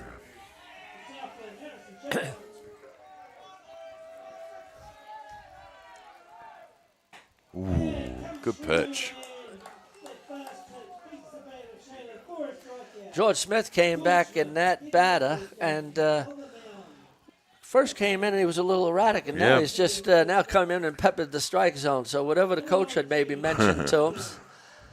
And that was a nice rise ball he threw there. Yeah, that was a good pitch. Got him chasing it with 3 straight to get the 0-3 strikeouts. Nice pitch, just down a little low. You could see he didn't agree with that one. He wanted that.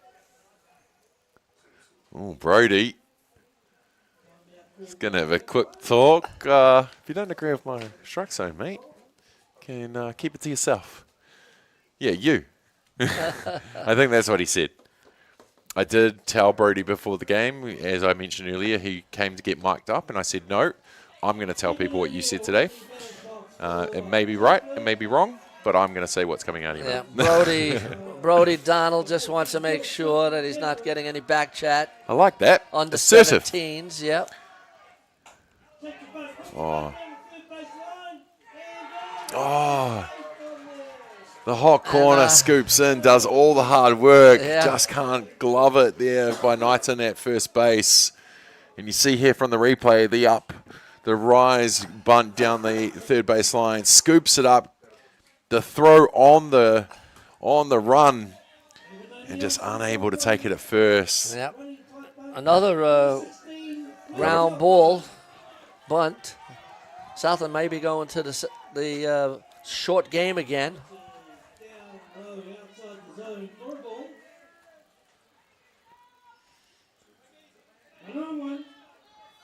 One down, 1 ball, no strikes, runner at first.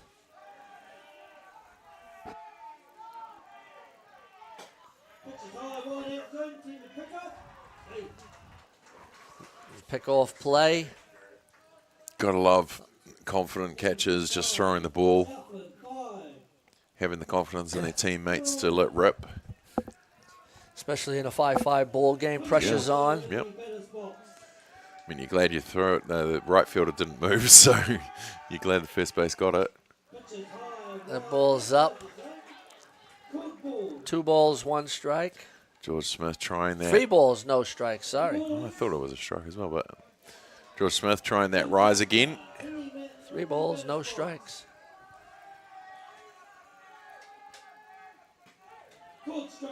That's a strike. 3 balls, 1 strike. Yeah, you'll leave that one. Yeah. I know some have been swinging, but... Now this is a little cat and mouse game. 3 balls, 1 strike. Do you take it? Try to bunt it. Yes, George Smith comes in again with a good pitch. 3 balls, 2 strikes. That could have been there or thereabouts, if he had left it. But good to see these guys standing in and swinging, yeah. Let's see if the runner is going. Through.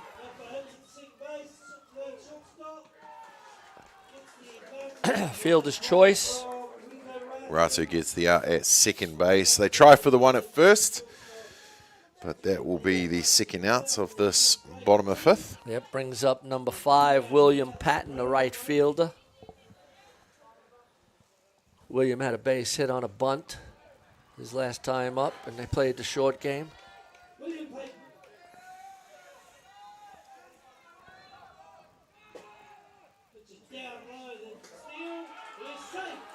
Nice slide by Flynn Telfer.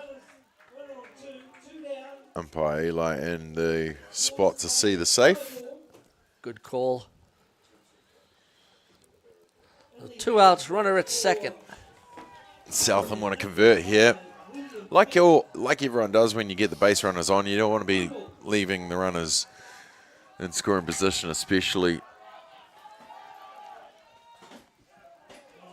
Good aggressive swinging there. Yeah. Good pitch. Down and in.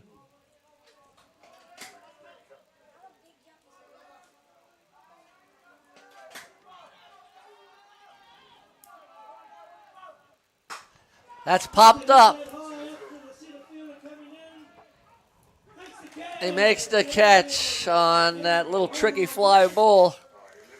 Yeah, an important catch there. You didn't want a a ball hit in the outfield and Southland getting a chance to convert that run for the go-ahead run. But Canterbury make that third out. Yep, well, after 5 full innings of play, it's Canterbury 5, Southland 5. We're going into the top of the 6th when we get back.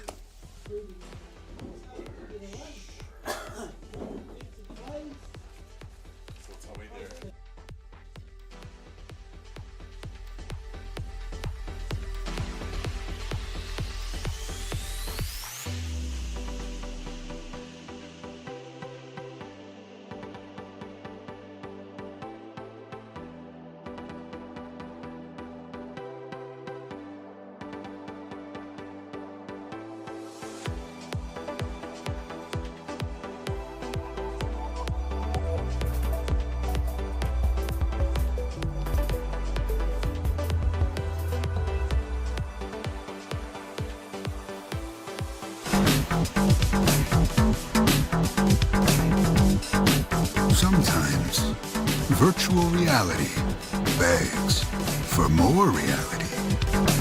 Jack Lynx is good with it.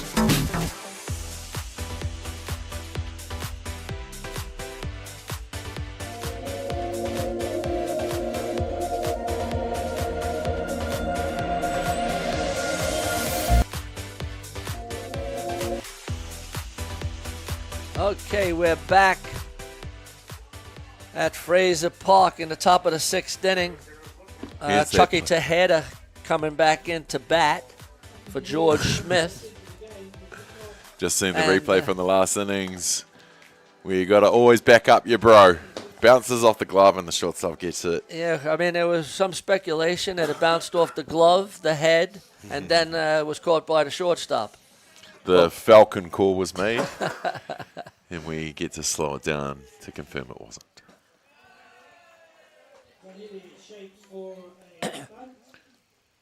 No, didn't go. Good to ask, and good that Brody Donald was happy with that. 2 balls, 1 strike. That's fouled off. 2 balls, 2 strikes.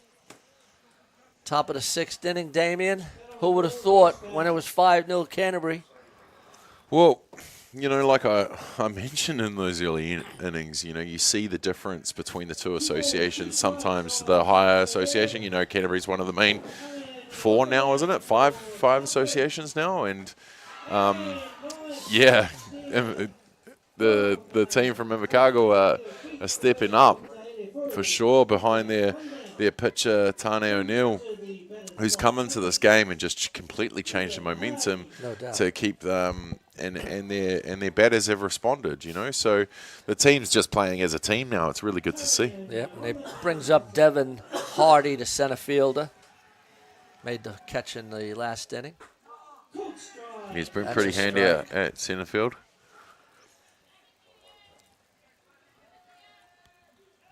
In the tricky Zephyr light breeze of Fraser Park.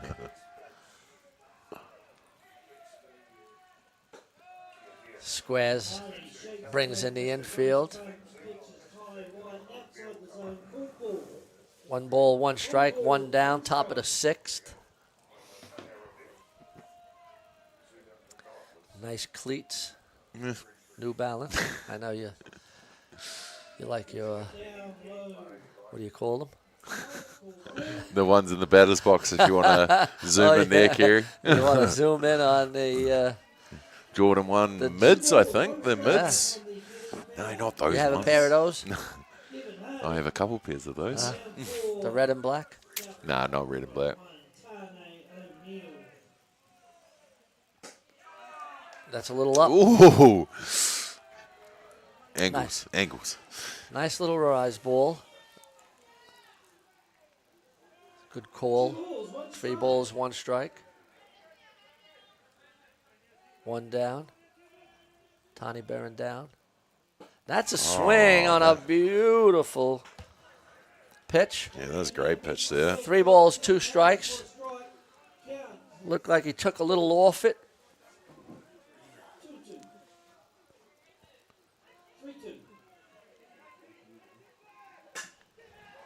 That's a foul ball. Nice play by the coach at third base. You got to be always on in that coach's box. 3 balls, 2 strikes. 1 down. Tony O'Neill bearing down. That's a strike. Got him looking on the outside corner, and you can't be sad if you're Canterbury because he's been calling it all game. And Brodie Donald pulls back for the strikeout called for the second out here in the top of the 6th. And that brings up number 1, Rico Ratu. Ratu will be one of those players in the team that can change it. Got a bit of the X factor, you know, so one of those guys that the team will be looking towards to maybe start a bit of momentum here. Well, as you said, Damien, at the Tane O'Neill has changed the whole complexion of this ball game. He's working quickly. That's a ground ball. Yeah, slamming it down the hot corner did Rico Ratu. Good shot down there. Caught the third baseman just unaware there for a second. Yeah. You always got to be on in the hot corner for sure. Well, the coach is just going to have a timeout here. Not sure why. Well, I think he's going to play a little defensive.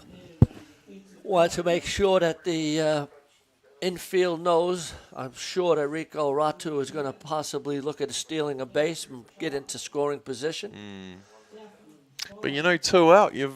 It's only you want to a good shot at down the hot corner. I don't know if he just needed to stop that there. You know, I mean, we just talked about Rico being one of those players that can make this happen. And there's nothing wrong with that shot. That was a great shot down the third baseline. But the conference is done. He's had to talk to Tane, who's been doing a hell of a job here on the hill for Southland. All right, we got number 4, Raumana Kumaroa. A little up. Yeah, a little up in the zone there. 1 ball, no strikes. Oh, there they are. Avalon Wolves training in the background. Thank you, Kerry. Appreciate that, my man. The new coaches, Finau and Errol Weston out there. 2 Centurions of the club giving back. I love to see it. I do love this ground, mate. See what I say? Rico can make things happen. And he goes sliding into third base. Yeah, that there where you had the wild pitch. And it just was the second base just aimed it a little bit.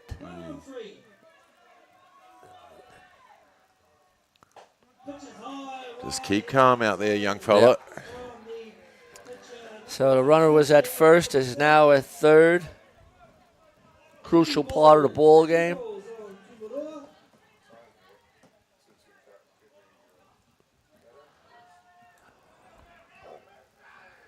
Kumaroa wants a little chat with the coach. It's 3 balls, no strikes. I would expect him to be taken as he is. Yep. I'm sure Kumaroa has seen enough of those to leave that one, the 3-0 count.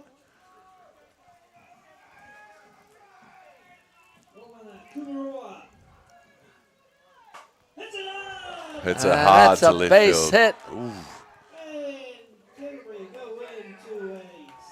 Kumaroa. And yeah, that was a costly wild pitch.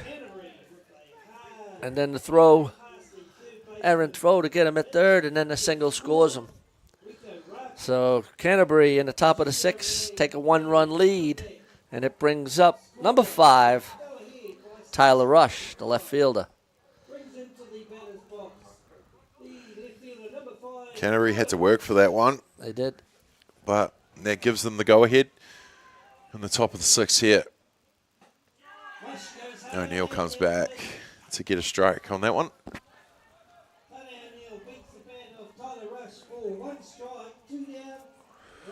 I mean, you can't be too disappointed. Good hard hit balls there from. That's a pop up. It is a pop up.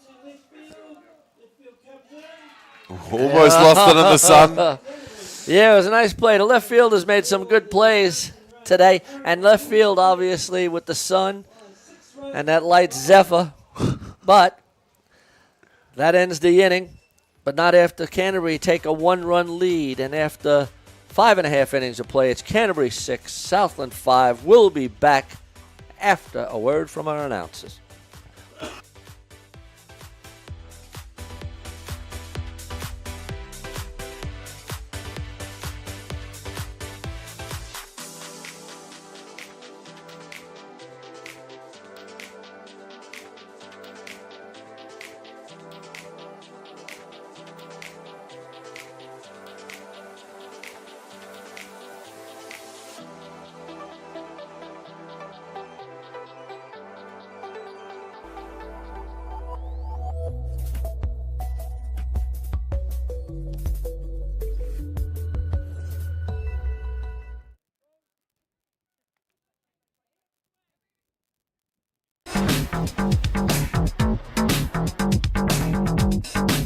Sometimes virtual reality begs for more reality.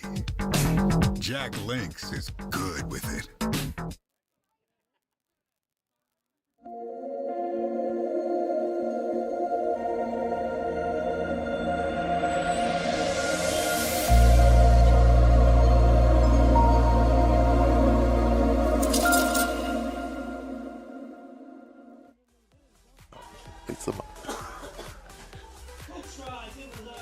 All right, welcome back, everybody. Wolverines training on the soccer diamond. Oh, I think you find it's called football, Joe. Oh, football. No. I was lucky enough to be at the stadium last night, being the ground announcer for the Wellington Phoenix. I don't know if it's lucky enough, but a draw. Definitely not my sport, but I might have said soccer once and got a slap. All right. So football. Football. Brings up number 20, Lucas Allison. Looks like he's ready to swing.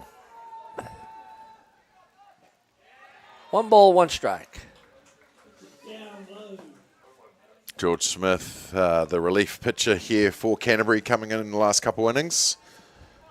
Took a little bit to get going there. Found his rhythm a bit last at bat. 2 balls, 1 strike. Last field. 3 balls, 1 strike. None down. A lot of them getting angry with the pitching out of the zone, but yeah, keep a cooler head. 3 balls, 1 strike. The hands go up from umpire Donald.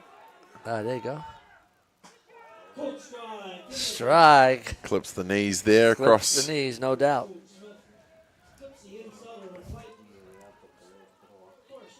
Yeah. 3 balls, 2 strikes. None down. George Smith on the mound. Yeah, make sure nice of it this play time. by the third base. Jack Yardham coming in again and showing how he can throw that ball good play. on the move. Brings up number 74, Flynn Elder, the DP.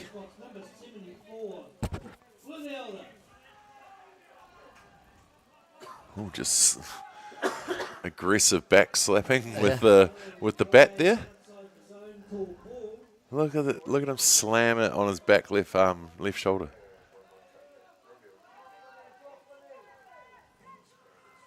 Angry.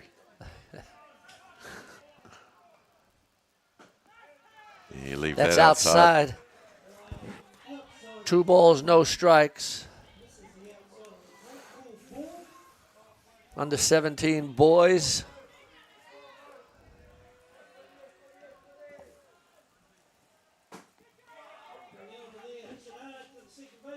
Nice play by Rico Ratu for the second out of the inning. Called off the first baseman and the pitcher pretty quickly there. Knew he was going to get the out by taking it in and popping it back to first base. Brings up number 43, Cooper Nicole.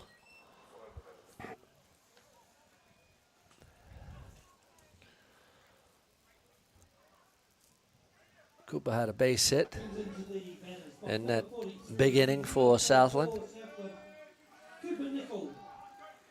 It's 2 down, bottom of the 6th.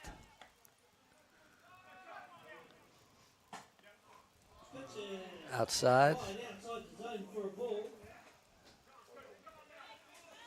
You'll see as with the shadows on the ground there, the sun sets right in the eyes of the third baseman here this time of night around Fraser Park. It's all good if you're on the first base, but if you're anything on the other side of the diamond, that sun is right in your eyes. That's why you might have seen the outfielder in the last catch in the last innings just maybe lose a little bit in the outfield before making the catch. But yeah, it's one thing that you got to deal with at this time of night at Fraser Park. Texas Liga will get him on. Southland have a runner on first base. Brings up the pitcher, number 1, Tane O'Neill.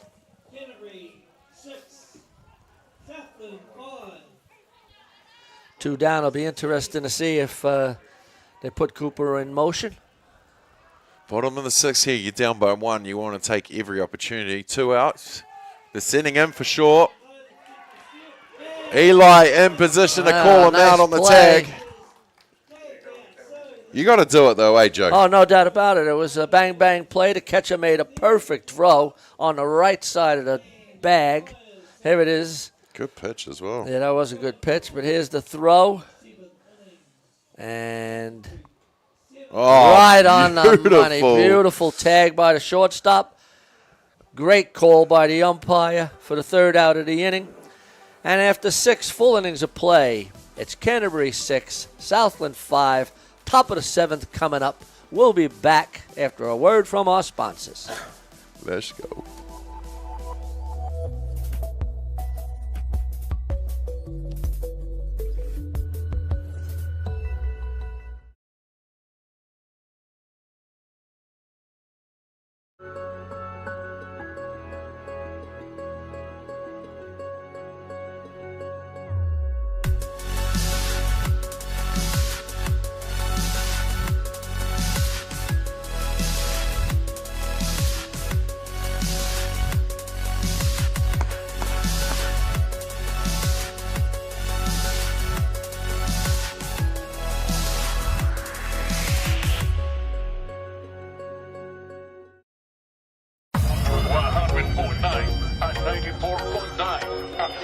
When the radio's on and the sound's hot, you just have to enjoy. There's no way to stop. That's where it sounds like the best every day of the week. Better than all the rest. We let the music speak. All the best throwbacks, 90s and more. Atiawa Toa. All the best throwbacks.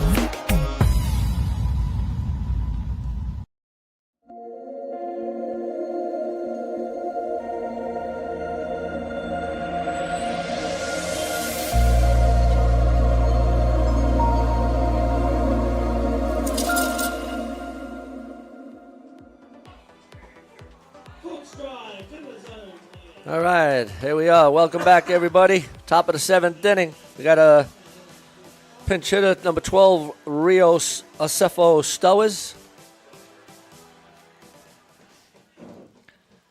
Acefo is another Number 12. Another name down from South. Yep. In softball terms. Acefo Stowers, yep.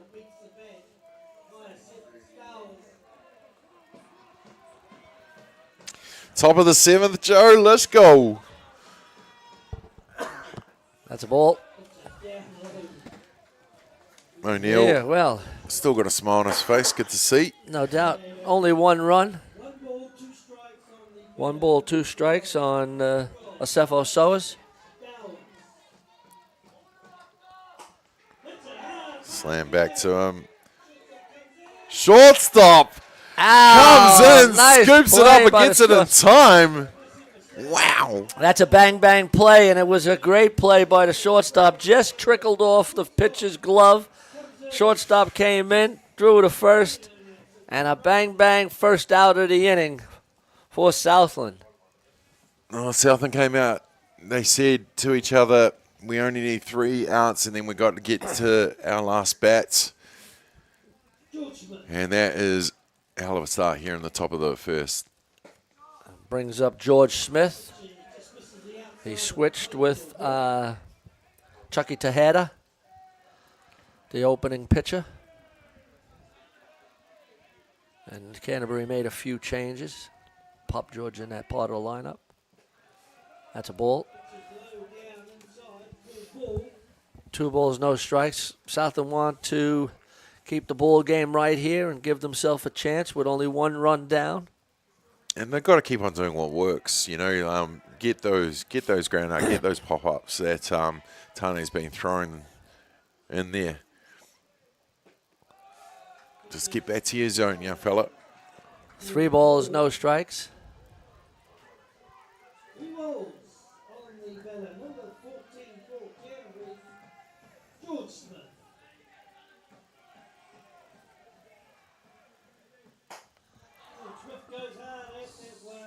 Oh, not happy. Oh, nice play by the shortstop and the tricky little Zephyr Breeze. But hitting with 3-0, Damien. Yeah. And Yeah. popping it out. Yeah, I mean, you can see he wasn't impressed with himself, the No. way he got rid of that bat running Yep. to first. You know, you want to cool your head a little bit more than that, but, you know, yeah, swinging on a 3-0 in the top of the 7th when Yeah. you're up by 1, when you've already got 1 out. I mean, Yeah. you're just down to your last out here. And I guess that's another learning. Oh, yeah, absolutely. And you're going to see those things over the next couple of days, tweaking everything as you go and head into the important day 3 and 4, you know, like you want to be humming and get rid of all those things. But And the coaches will be talking to them. 100%. They'll go back to their accommodation tonight. They'll have their team corridors and pick at all those little points that they just need to tweak for tomorrow, because, you know, as you step up to this level, you wear the association's colours, you just got to take every inch you possibly can, and you can't give any back.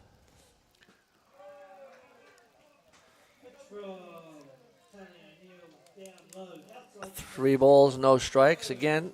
So swinging? Tane O'Neill, I don't think he'll be swinging on this one. Oh, Be you're definitely interesting to swinging see. back if you're swinging. Swing at this. To the zone. Yeah. Ooh. No? Okay. Angles. Angles. It is a little bit of angles. I mean, not that everybody has them. Not that I'm directly behind home plate or anything.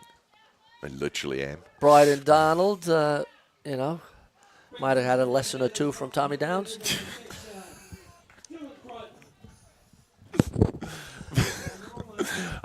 Yep. I've already used my get out That's jail a free card. ground ball. Oh, and they've left through it open. That's some heads up base running right there. Saw the bobble, saw nobody was at 3, completely went straight past 2 and slid into 3 to give them another runner bite. and scoring position. Now Yeah, runners 2 on the downs. corners. Yep, runners at the corners.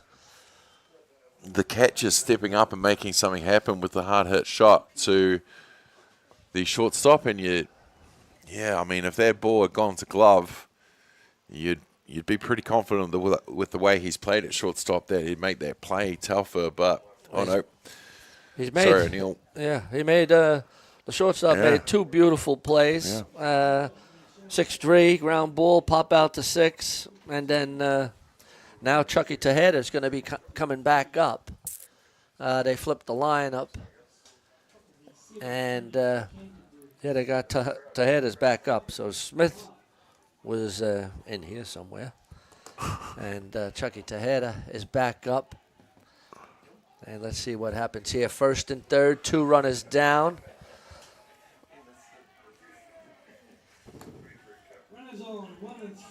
You know, I thought George had replaced Chucky, but I'm guessing he hadn't. Well, I think they made another change also. Yeah, they did take a minute, didn't they? Anyway, we got 1st and 3rd. Chucky Taheta, who hit the home run in the first inning, is up. Of course, yes. The big at-bat, big part of the ball game. Oh, you'd give him that, but you wouldn't give them that. That's okay. Stay humble, young fella. Yeah. That will go on the list for the Kōrero tonight, mate. I would say so. Yeah, 2 down, you got to run on 3. You just got to, you can't give up that run like that. But again, learnings. Yes. Day number 1, you can't win nothing on day number 1. But as long as you're honest about it, mate, take those learnings into day number 2. That stuff won't happen. Even, figure out a trick play to... The first and third, Yep, the 1-3 absolutely. play. No doubt. Yeah, it's... But good that he backed himself as well. you know? Yeah.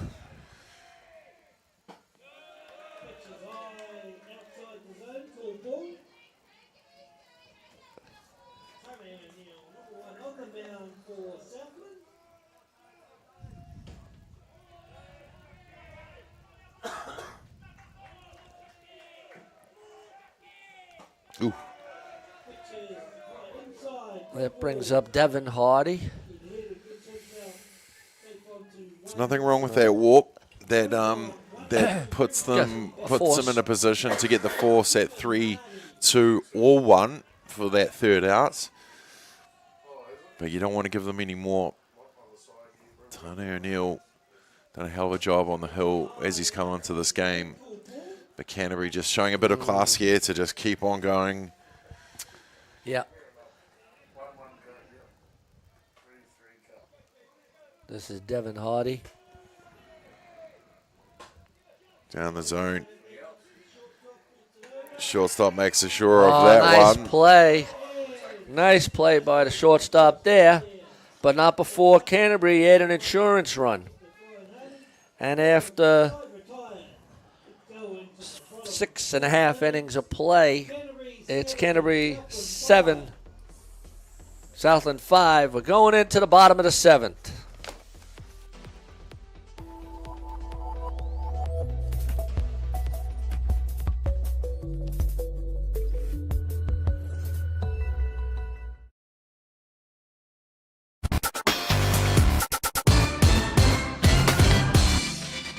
Hi and welcome to Atiawa Toa FM. Kia ora, my name's Hinamo Praise. Kia ora, I'm Neil from Vibe. Tēnā koutou, welcome to Te Rao Te Raukura. It's going to be an awesome day.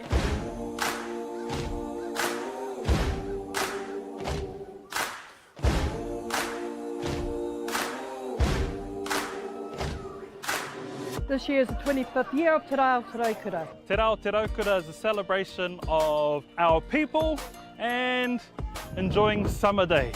It's a good chance to get together, really. That's a big part of it. It's all whānau friendly.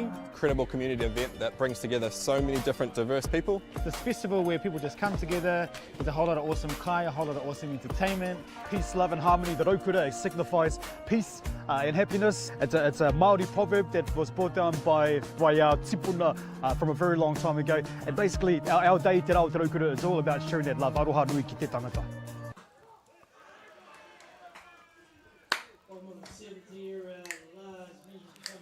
Brings up Tane O'Neill. He's got his cleats on, so he's got to change those shoes. Come on, Tane. Sure, you got the... Yeah, it's one of the things here at the artificial turf here at Fraser #1, now known as Sorensen Field. You cannot wear metal cleats. You can pitch in them, you can play in the outfield in them, but you cannot bat in the infield in them. Yeah. But it's good that Tane was observant with that and called time out, respecting the Sorensen Diamond and Fraser Park. Gots to.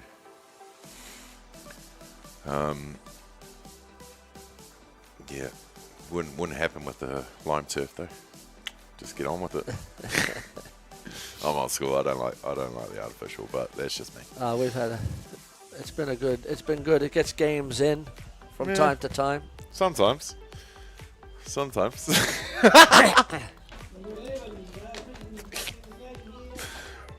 All right, we got Tane O'Neill up, none down, bottom of the 7th. Canterbury leads 7-5.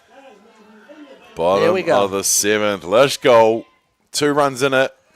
Last chance. Last chance.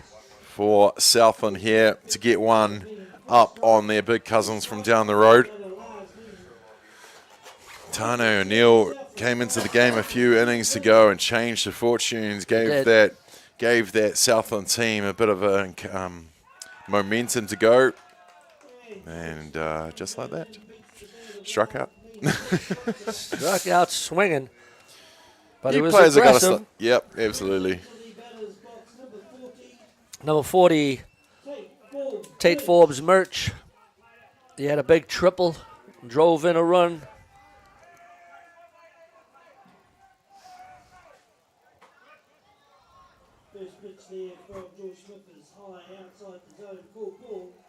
George Smith just talking to his catcher. My bad, mate. Well, we've seen now Canterbury's 2 pitches. George Smith, who's finishing the work here, and Chucky Tejada. So they got two good pitches. I know it's probably already been sent before, and I can't believe we haven't said it already, but Chucky the Chucker? No? Yeah. No, not good, eh? Too early on day one. True. But 2 balls, no strikes, 1 down. Southland trying to keep this game going. Swing and a miss, and I went for it all there. Didn't he just? A nice rise ball by George Smith. Yeah, you just want to put it in play, get it to that left side. You see those shadows are getting a bit bigger there, longer on the field. Really fighting off that sun now. So use it to your advantage if you can as a batter. 2 balls, 2 strikes. 2 big swings here. And George has gotten a bit confident also on the mound. You could see him going more quickly. That's low.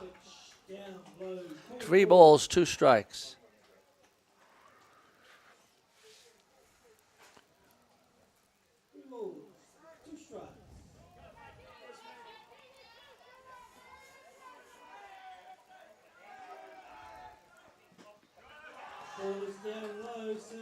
All right, we got a runner on base, and we've got the tying run coming up.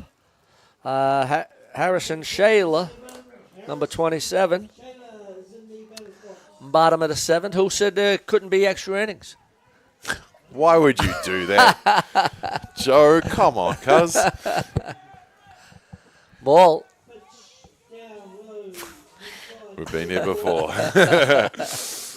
No, let's wrap it up. Quick games out. Oh, neck minute. Extra innings. Well, Southland scored 4 runs. And it's a game that deserves it. If it happens, I'm all good with it because it's been a great battle between the 2. It is one South Island provinces here. Yep. 1-1 count. I mean, the crowd has gotten bigger as the game has gone on. Yeah, the games are finished around the park now. A lot of them. That's ball inside. So people will be winding down for their evening.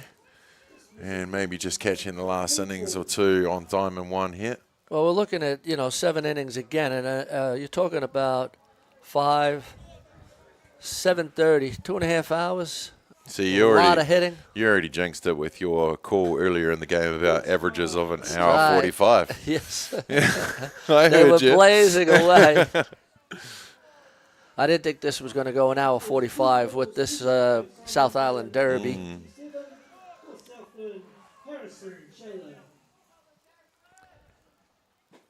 Pitches down low and inside. So we had 3 balls. 3 balls, 2 strikes. Runner on 1 down.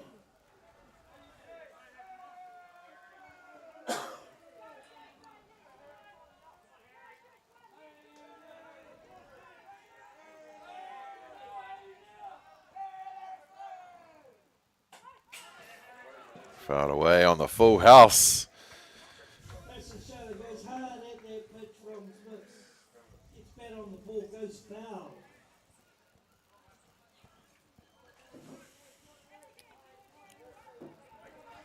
Count remains 3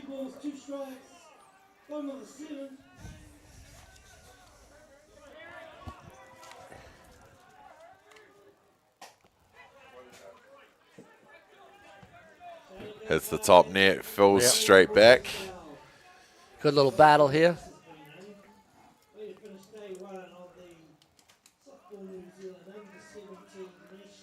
He's definitely having his cuts here in the bottom of the 7th. Trying to make something happen here, Southland. Gets a piece, setting a well foul on the top of the zone for a long strike. Count remains full house.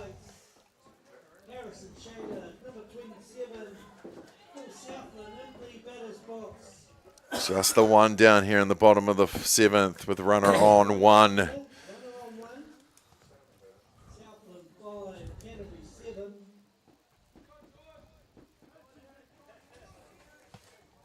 Three balls, 2 strikes, 1 down, runner at first. Canterbury leads 7-5. Been a heck of a ball game here. Last game of the day. Ball.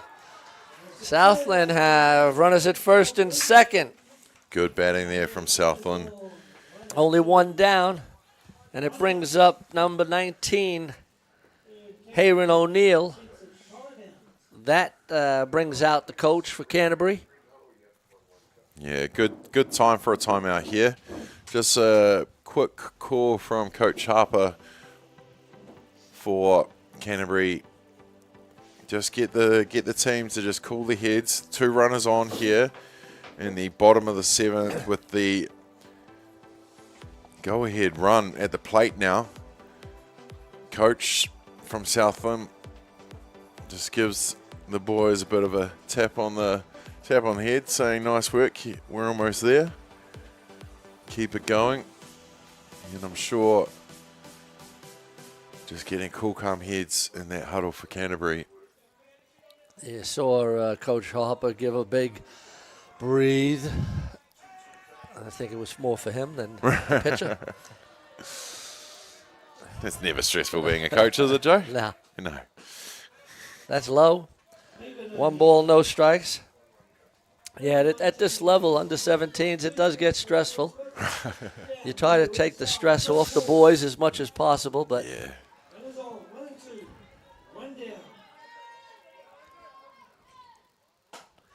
That's fouled off. 1-1 count now.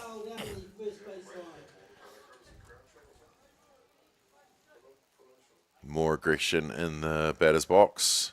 Good smart batting here as well from Southland. You know,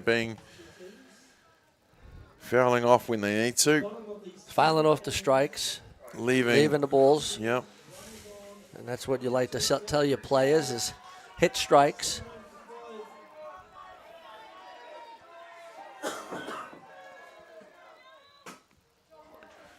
Foul.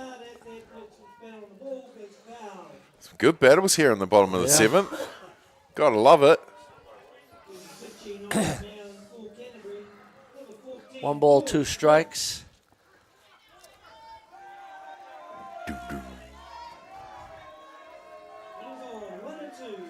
Crowd's getting a bit more vocal, so the dugouts. Down the hot corner, called foul. That was just... Game of inches. Yeah, that's for sure. That just missed going down the third base line, which would have definitely brought in 1. I would have thought, yeah, absolutely. At least move the runner from first to second, but yeah, second would have definitely come home on that one. And a runner at second really doesn't matter. It's the runner at first as the tying run. Mm-hmm.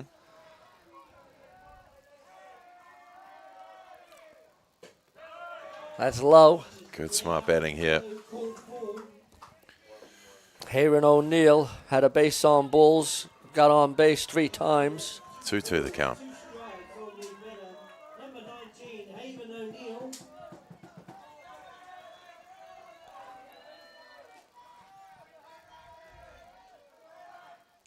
Oh, swing. Good battle won by George Smith this time. Yeah, he did. That was a great pitch.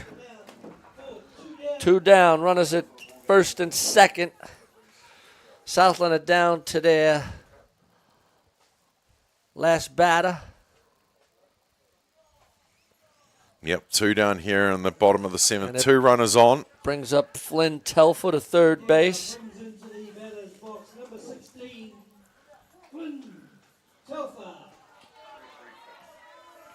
Let's see what we got here.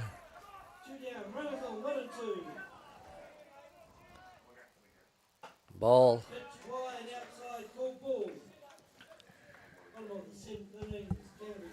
It's a heck of a ball game. Yeah, they've really put on a good one to close out the day number 1. No yeah, doubt for about sure. it. That's low. We got William Patton, the right fielder, on deck. He's looking to get the bat going.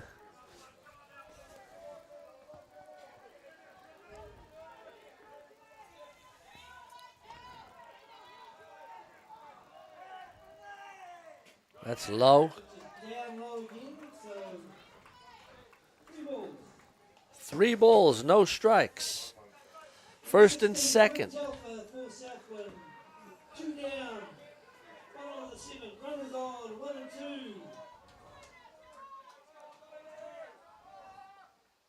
Oh. Yeah, they spun that one in there. You just got to be careful.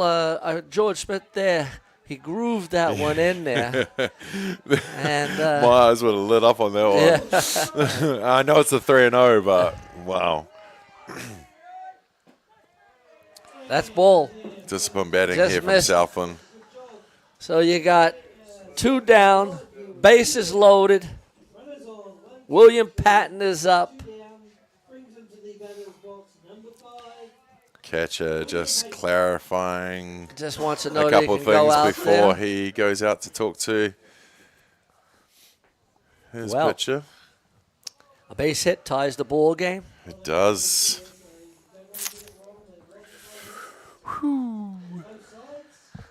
Well,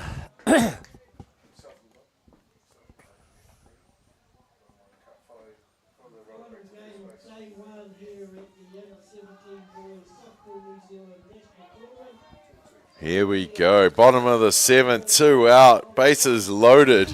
Southland down by 2. down to their last batter, last out. Let's see if William Patton can deliver. So he's gonna Goes at the first. He's going for the first pitch. Love it. He's going to be aggressive. He's swinging at strikes. Let's see if he grooves something here. George Smith looking to get finished to close out the ball game. Oh, he's going for it. Is that rise again? Yep. Chasing the rise. 2 balls, no balls, 2 strikes. Patton is not going to leave any stone unturned.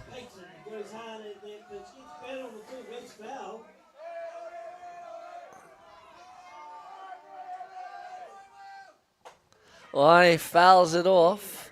Gets that early on the handle. He's seeing the ball. He's definitely coming in ready to get one of those gaps out there. Takes a breath.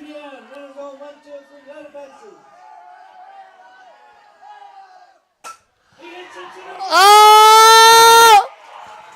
That's going to score 1. That's going to score 2. Oh, that's going to be Canterbury. That's it, isn't it? That's the walk-off. And Bottom of 7th. Oh, Southland. Southland come through. Win the game. Walk-off triple. Wow. To win the ball game, 8-7. What a ball game. Here's the shot down the right field line. He was being aggressive. Right in the all corner. in Look back. where it drops. Oh. Great shot to hit to right field. Right in the corner.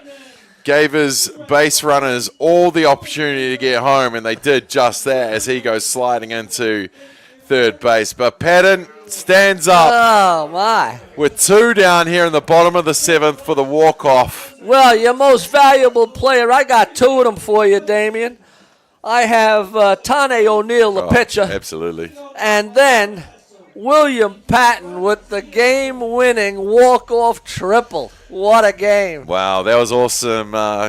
Southland down by 5-1 earlier on in this ball game. They make a change that just absolutely changed the momentum of it. Southland clawed it back to tie it up in the bottom of the 4th, and then just stayed in it with Canterbury giving up a couple more runs, but Southland not giving up, going straight down to their last out, loading the bases and getting the walk-off to win 8-7. What a game. Well, glad that I was here doing my first game.